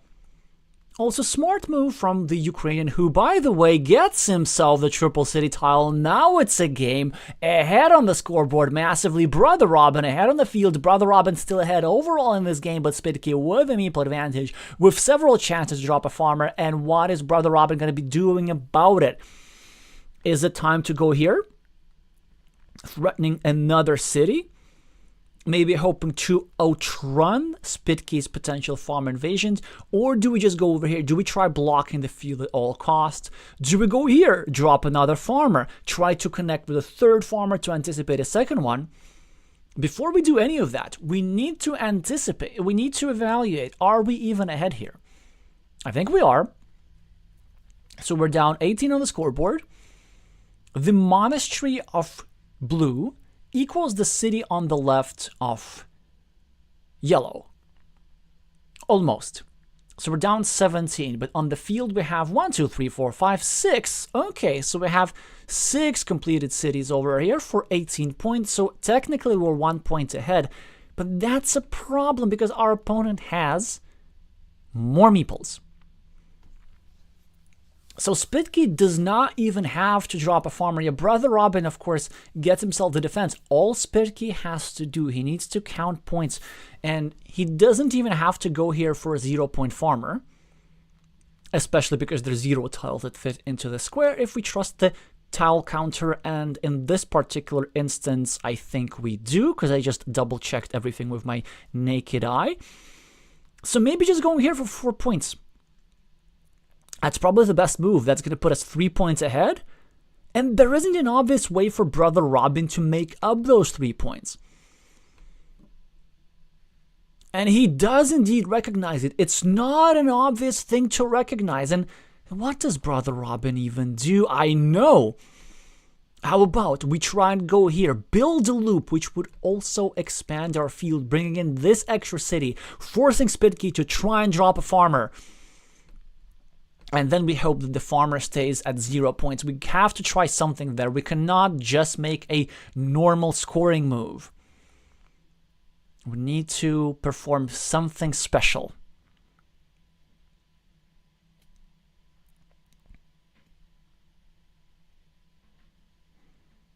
Just gotta point out that it's like a really nice find from Spitki to avoid the temptation of dropping 0-point farmer and realizing that the road can actually put him substantially ahead. It's really not an easy move to make. Like, you'd be surprised at the number of players, of expert players that get this wrong, of master players that get this wrong. Brother Robin needs to pull a rabbit out of a hat. I'm looking at curves. 1, 2, 3, 4, 5, 6, 7, 8, 9. There are no curves remaining. That's a bit problematic. Are there some sort of crossroads? Maybe 1, 2, 3, 4, 5, 6. Well, they're crossroads. So I certainly see moves which win is the game like 20. No, okay. That's interesting. So he's going to put himself on the road, hoping for a city plus road tile. And that would be a way for him to score multiple points at the same time. That's very interesting. It could work out really well. And then also with the crossroad tiles, 1, 2, 4, 5, 6, 7. Yeah, there's one more crossroad tile. Brother Robin can score 3 points here or here. Well, not here, but 3 points here. Which is why, from Spitki's perspective, this might be the best move, scoring 3 points. But also it's possible to go here and score 4 points. But I really like denying the scoring opportunity to our opponent. This is pretty interesting. Spitki could be tempted by a 0-point farmer. Whoop. But that would be a horrible move for a variety of reasons. We know that he's better than these sort of blunders.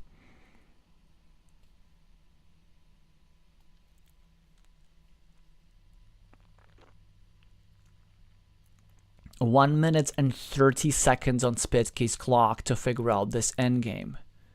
He should be ahead 2 points if my calculations are correct.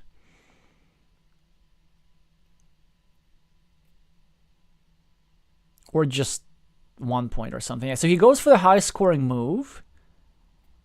And Spitki gets a road end. And with that, he will be scoring 3 quick points. And that's just a fantastic tile for Spitki. Right? Yeah, he'll be scoring quick points. Oh! Now, one thing that I kind of forgot is that Brother Robin had this triple city tile available for him. Yeah, and if Brother Robin were to go over here, he could actually score like 6 points, right? Because he'd be finishing a city in the field which he owns. But ain't gonna happen. Brother Robin is going to score 3 points over here. That's the best that he can do. And Spitki's gonna get one more tile. Was really about that one. Dorito for Spitki. Scoring 4 points for the city on the right. There are now 0 tiles remaining in the deck, as you can see. That's fit into all the squares. Thank you, Chrome extension, for providing us this information.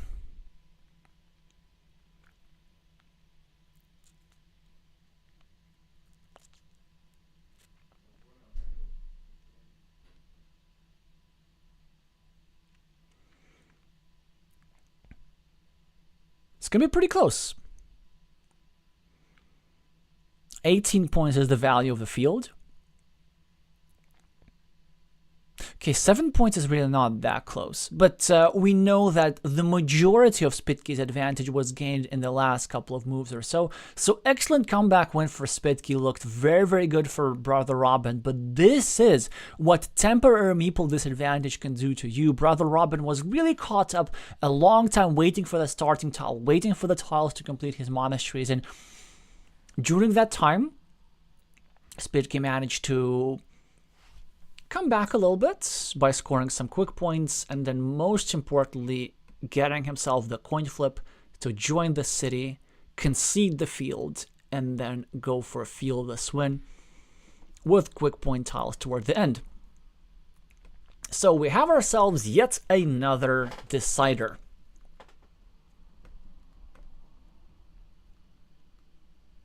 Game 3 in the best of 3. And Brother Robin now has the blue meeples, Spitki has the yellow meeples. Brother Robin already getting himself 4 points on the scoreboard. Also now the point counts are fixed. We will be seeing both the scoreboard points and the absolute total points, which should make commentary a little bit easier.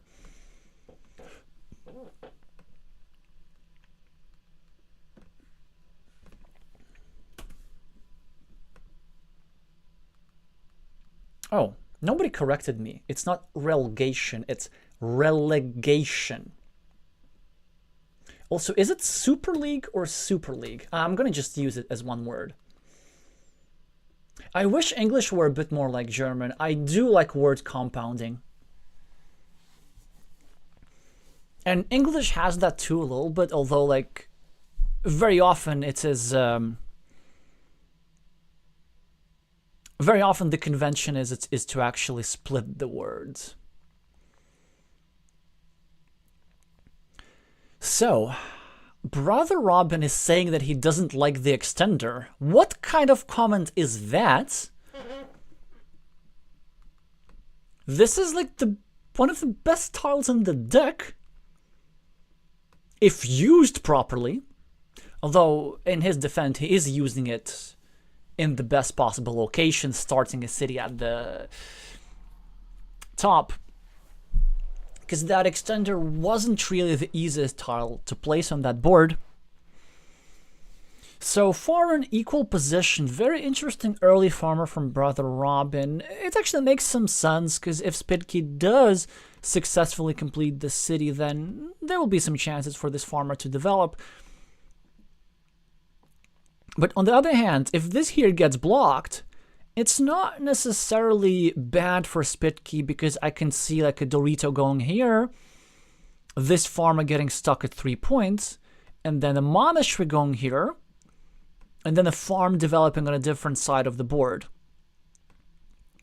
So if I'm Spitki, and if I'm getting a starting tile, of course I'm still going to place it here, just because the city points are too good. But if my opponent blocks the square, So for example, if my opponent does something like this, I'm not going to take extraordinary measures to protect this square, especially after this move, because it limits the field so hard. Honestly, now as Spitki, I kind of maybe want to block this square myself. I know it could sound crazy. No. I mean, I can understand this move, but it's not that good. It's not that good. Yes, it's natural to want to finish that city, but it's not that good. If it were with a different tile, like a starting tile, then yes. But if I'm also helping my opponent's road, I genuinely don't want to do this. Just because of this early farmer. Well, anyway, Spitki is still doing pretty well for himself, even though blue just attacked his city from both sides. There's still plenty of time to join or block, so why don't we go for our highest scoring 6-point move, build the monastery, also controlling the field squares. Now, that's one thing with monasteries, that many players don't like building monasteries in your opponent's field because technically you're adding green squares to your opponent. But an important realization is that you're the one controlling the green squares, so it's not that dangerous. And this here move, even though it's not necessarily bad, it is a massive waste of a monastery. I know, do you like seeing a person use a monastery to just create a blocking platform instead of taking 6 points with a at least 80% chance of completing the city, whilst also controlling the board very, very well? It's like seeing some billionaire light $10,000 on fire for fun. Like, it's his monastery, he can do it whenever he wants, but it just feels morally wrong, you know? To do that in a world where many players are struggling to draw monasteries from the deck, and you get 2 back-to-back monasteries, and you just squander both of them.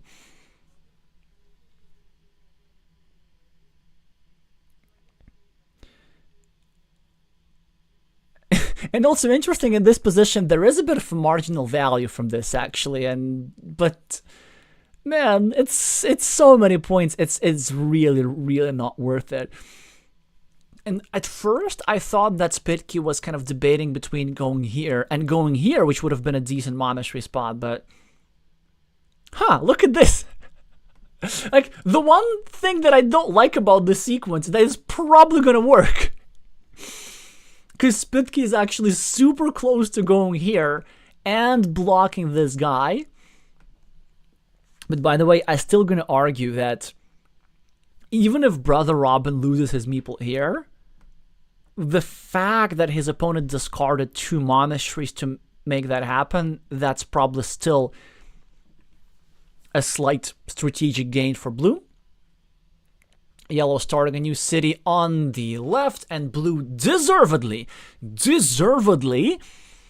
makes red's plan foil by connecting to the city on the left, by making the 2 monastery moves useless. There is some justice in Carcassonne afterwards.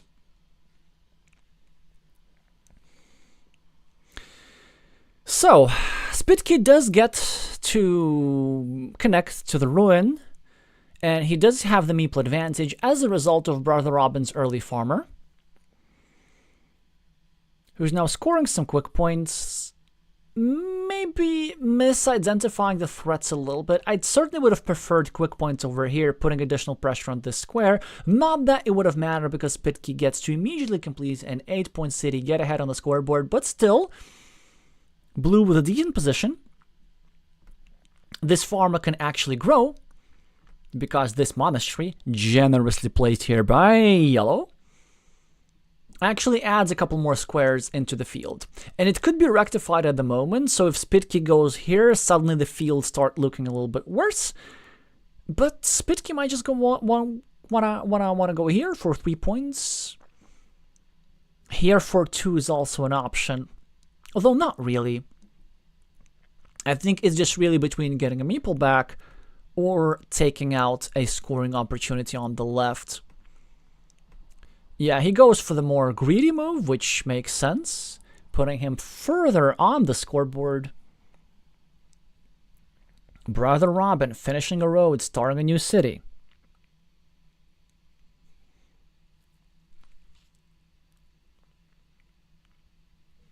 Spitki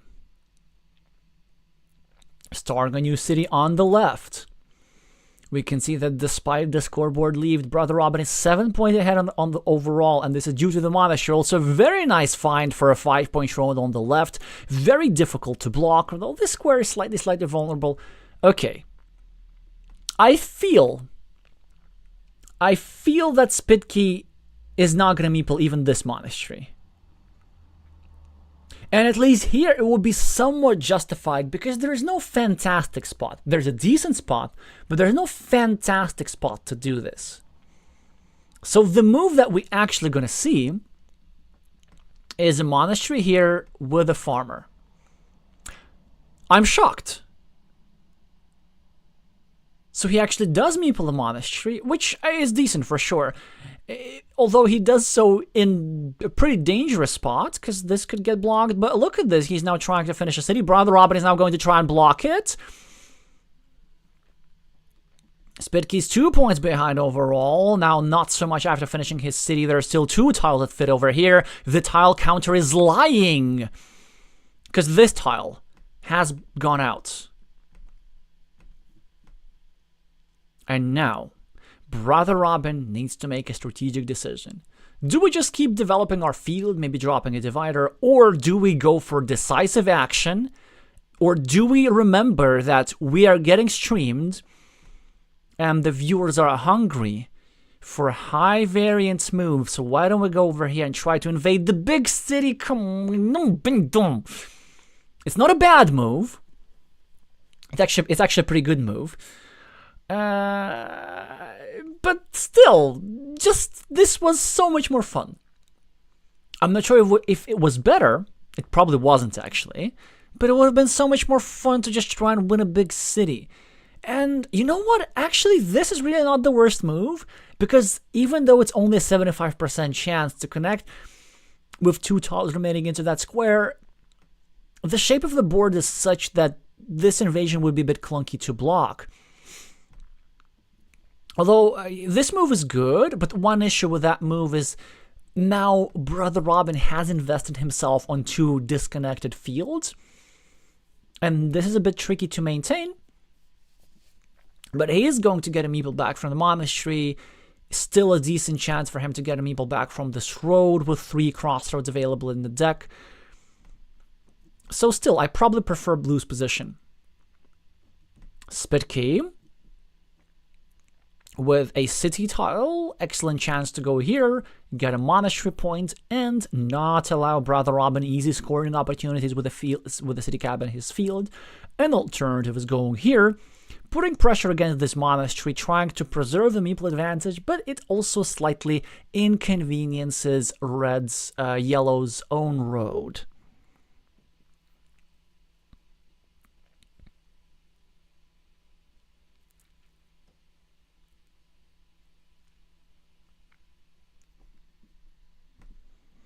Hi, SPI. Yeah, so these numbers are indeed the number of tiles that's suitable in that square, but this is literally the first time we're trying this extension on stream.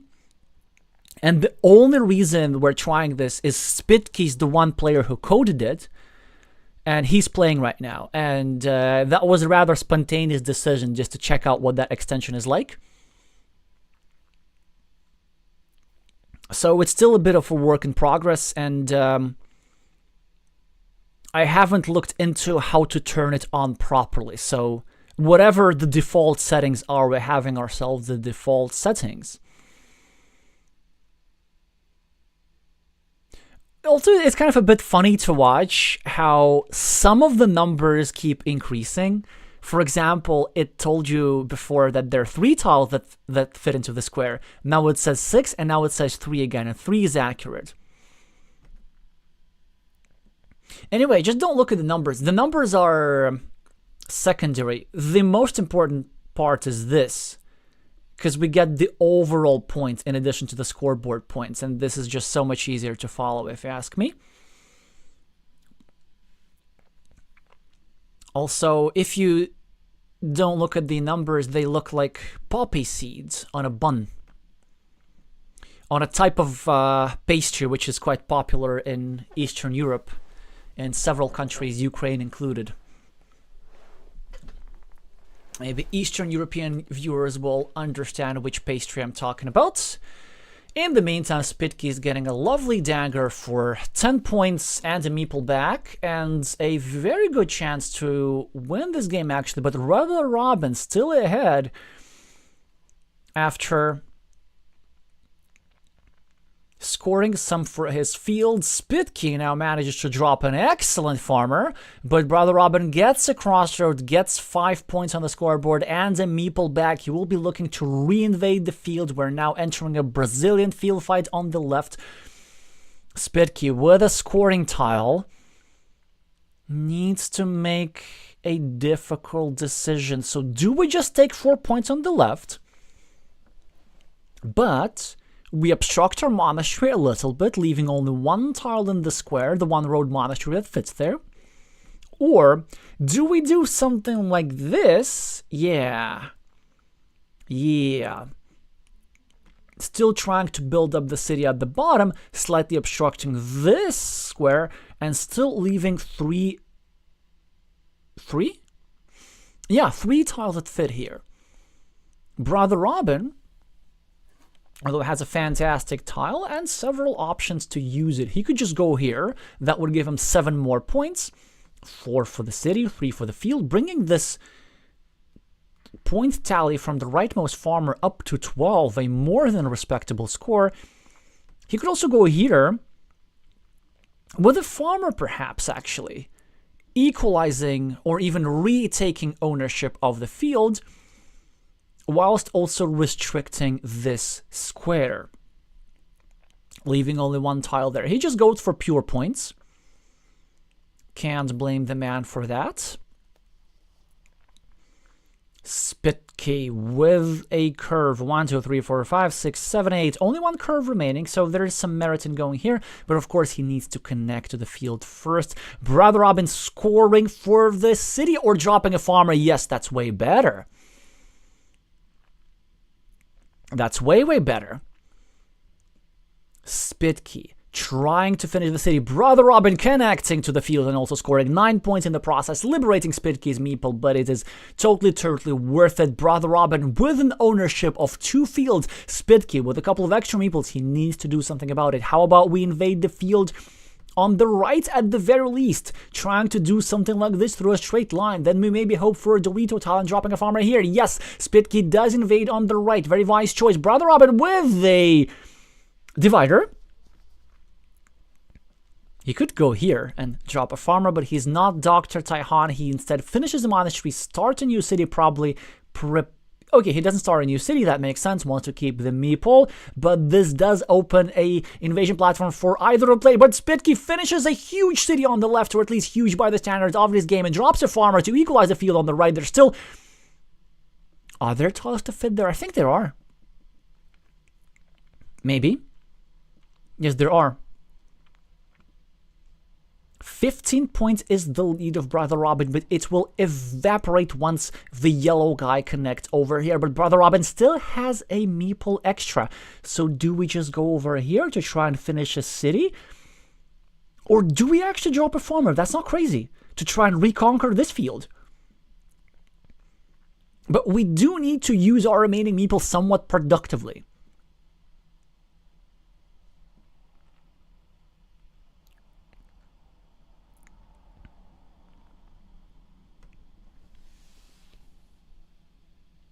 Brother Robin in the tank.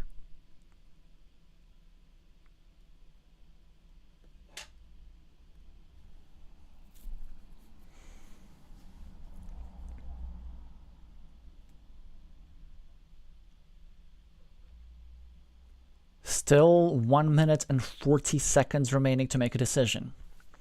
You know what? Now it's time to actually explore the other aspect of this. So what are remaining the tiles? So we have a road monastery, an extender, the quadruple city tile, the triple city tile, a bunch of road tiles, and a dagger. Okay, this is actually really useful. Huh. This is really, really useful. Okay. So now that we know that, yeah, there's some field invasions possible. And since there's only one dagger, it's not crazy to go here. Yeah, and just invade, yeah? Yeah, I really like this decision. Like, now looking at these tiles, at the remaining tiles, it looks like a wise choice. Spitki now, I think he can do something very close to a block. So let's see what he can do. I mean, he could connect here, but then Brother Robin can reconnect. So I think as Spitki, we would need to do something like this, and then try to invade here a bit later. But if we go here, the question is, do we drop a farmer to equalize that guy or not? Or do we just simply hope to draw the last tile that fits into that square? He just connects. And Brother Robin gets the dagger anyway, which he's not even going to use for scoring the city. Well, he might. I mean, these are 9 points. This is actually probably better. Yeah. Oh, this is also perfectly fine. But now Spitki. I mean, he can score a little bit, sure, either here or here, but I think from Spitki's perspective, what we're going to try and do, we abandon this field and we try to win the field on the right, but I'm still struggling to see if that's possible with the remaining tiles. So what do we have? The quadruple city. Yeah, they're just a couple of city tiles, which is a bit awkward. There is a straight line available. We gotta try and make use of that.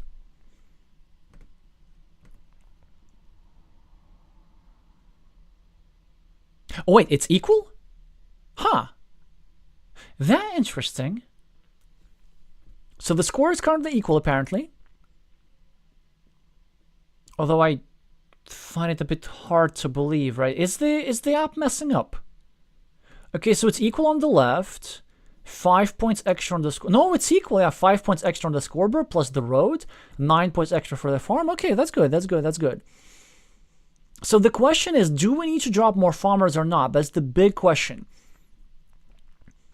Or do we just go here and try and score? That would be the highest scoring move. That would give us 4. That would put us up 4 with the same meeple count. He does take 3 points, which is a similar idea.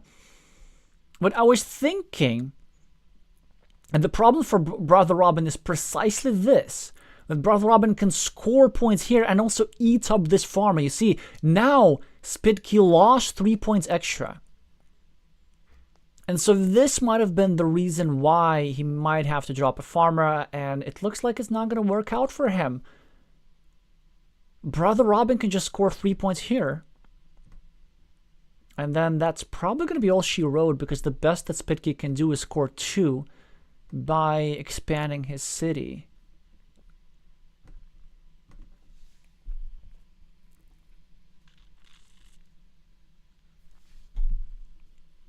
So the last tile should be like a Dorito in a straight line, right? Right? Yeah, Dorito in a straight line. Look at this. So at least my memory is looking just fine.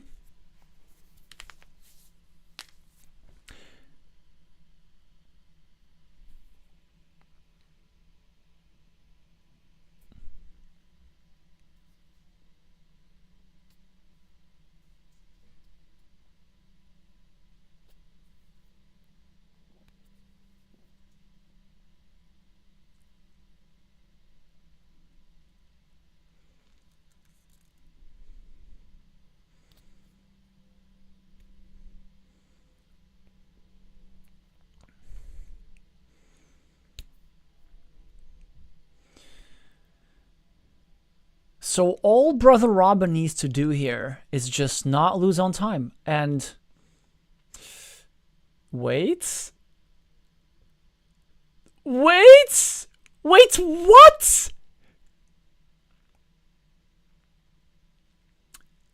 Oh no! I think we've just seen a massive throw.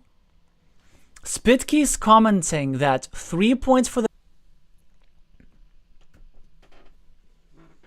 Okay, now I need the help of a community. Żachliwa is the one word which I don't know. Something first. But yeah, sadly, after some excellent move by Brother Robin, like for example, this here farmer, it's really not easy to find because it's a counterintuitive move to give away a 6-point city. And then after this, a massive throw, which could end up costing him the spot in next year's Carcassonne Super League. It is, of course, always unpleasant to be losing games like this. Yeah, so just to walk you again through what happened. So all Brother Robin needed to do based on the score was just take 3 points here for this farm. And then regardless of which tile Spitki has, Brother Robin would be winning by at least 1 point. So if Spitki were to have a straight line, Spitki could score 1 extra, Brother Robin would be winning by 2. If Spitki were to have the tile that he actually has in hand, which is this Dorito over here, Spitki would be getting 2 extra, leaving Brother Robin with a win by 1. Brother Robin, I think his mistake was probably miscounting the points by a couple. Because yeah, by the way, for our newer viewers, all this stuff, it's just from the Chrome extension that Spitki developed. They actually are not using this in the game, so they need to perform all the calculations mentally. So Brother Robin apparently thought that he was losing, and then he went for a 50-50 shot of trying to draw the Dorito tile and equalize Spitki's city. But what he didn't realize, of course, is that he had a 100% chance to win the game with a rather straightforward move. So yeah, stuff like this happens. Stuff like this happens in time trouble. Although if I were Brother Robin, I see he had like at least 30 seconds remaining, I would really want to triple check everything before making a committed move like this. Maybe spend some 20 more seconds recounting the points. And yeah, then just managing to win. So, finishing the evening with a massive throw. Of course, unfortunate for everybody who was rooting for Brother Robin, but a content moment for all of us. Yes, Nalaheim, never too late to blunder. I'm stealing this. It's never too late to blunder. Hopefully, this can also give hope for everybody who's losing a Carcassonne games, because you never know. You could either get lucky or your opponent could just blunder. Well, let's update the score and congratulate Spitki, who has been handed an Ex Machina and has unashamedly taken it. And now let's see what this does for our tournament table. Now, it has been pointed out in the comments many times that I'm not exactly the strongest at tournament table math, so I'm gonna need some help from y'all. Okay. TanyaU lost to Max DK, who is now at 4 wins, and then 10 games won, 15 games lost. Brother Robin just lost in front of our eyes, right? So he's 3 wins, 8 losses, 7 won games, and 19 games lost. Spitki just won, so he's at 4 matches won, 12 games won, 16 games lost. We might as well look at Zaharik, who also won again, so he's now 6 games won, 6 matches won, 15 games won, 13 games lost. which actually puts Zaharik in respectable 5th.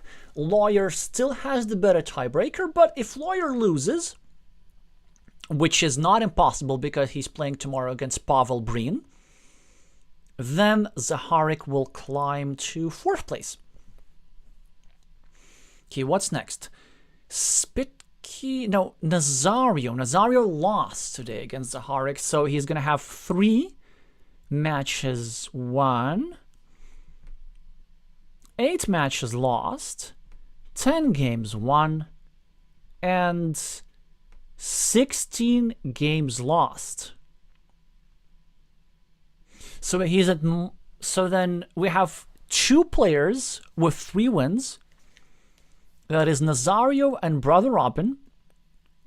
But Brother Robin has the worst tiebreaker with -8 in games compared to -6 for Nazario.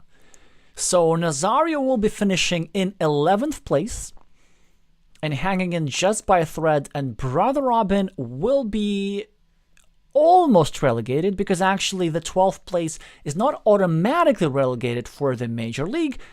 He's still going to have to play a match to preserve his place. So I think he's going to be playing, let me think about this.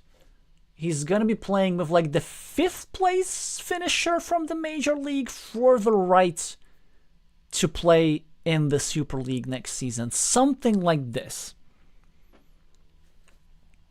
So this means that the last outcome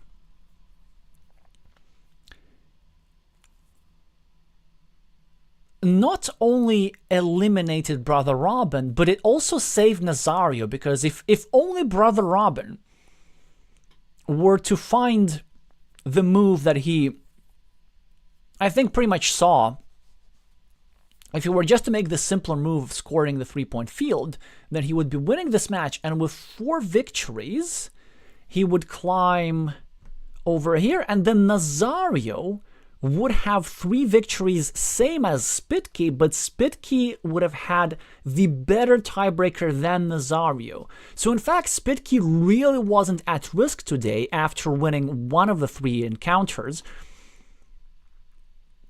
It was pretty much between Brother Robin and Nazario, so Nazario, despite his loss, should be pretty happy. And for Brother Robin, unfortunate evening, but you know, there's still a chance in the direct encounter against whoever is going to take the 5th place in the Major League. So this is what I got. You still have a couple of minutes to correct me, because I could have gotten it wrong. I think I didn't. And then before we wrap up, I just need to remind you all that we're going to be back tomorrow with the same tournament. So now we decided who's relegated. So we're focusing on the negatives. Tomorrow we're focusing on the positive. Tomorrow we're actually going to crown the champion of the Ukrainian Carcassonne Online Championships 2025, as either Pavel Breen or Baziluk are going to take this down. But interestingly, Baziluk and Pavel Breen are not playing against each other. Baziluk is going to be playing against the higher rated Adrier, although Baziluk is doing much better in the tournament table, and Pavel Breen is going to be playing against Lawyer. Lawyer has a bit of motivation because he's looking to overtake Tanya as the 3rd place finisher, and that will be completely doable for him. In fact, all Lawyer needs to do is just win against Pavel Breen with any score.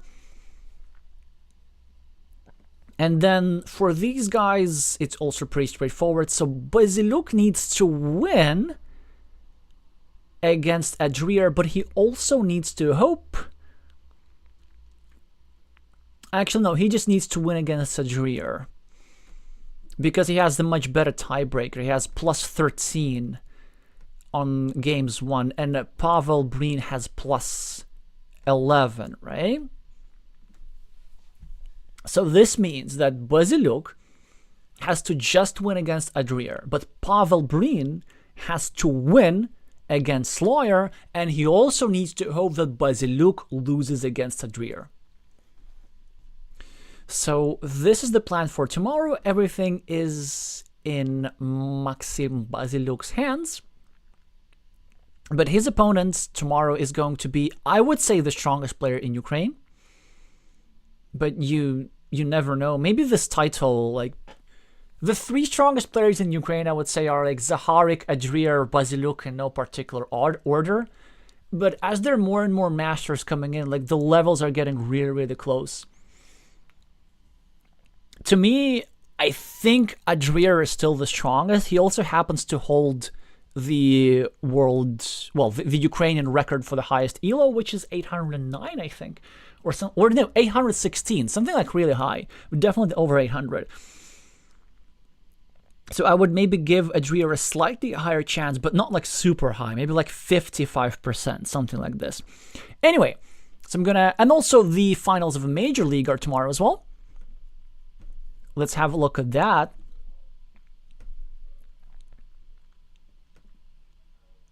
And there will be at the player with the self-deprecating and modest screen name Random 23.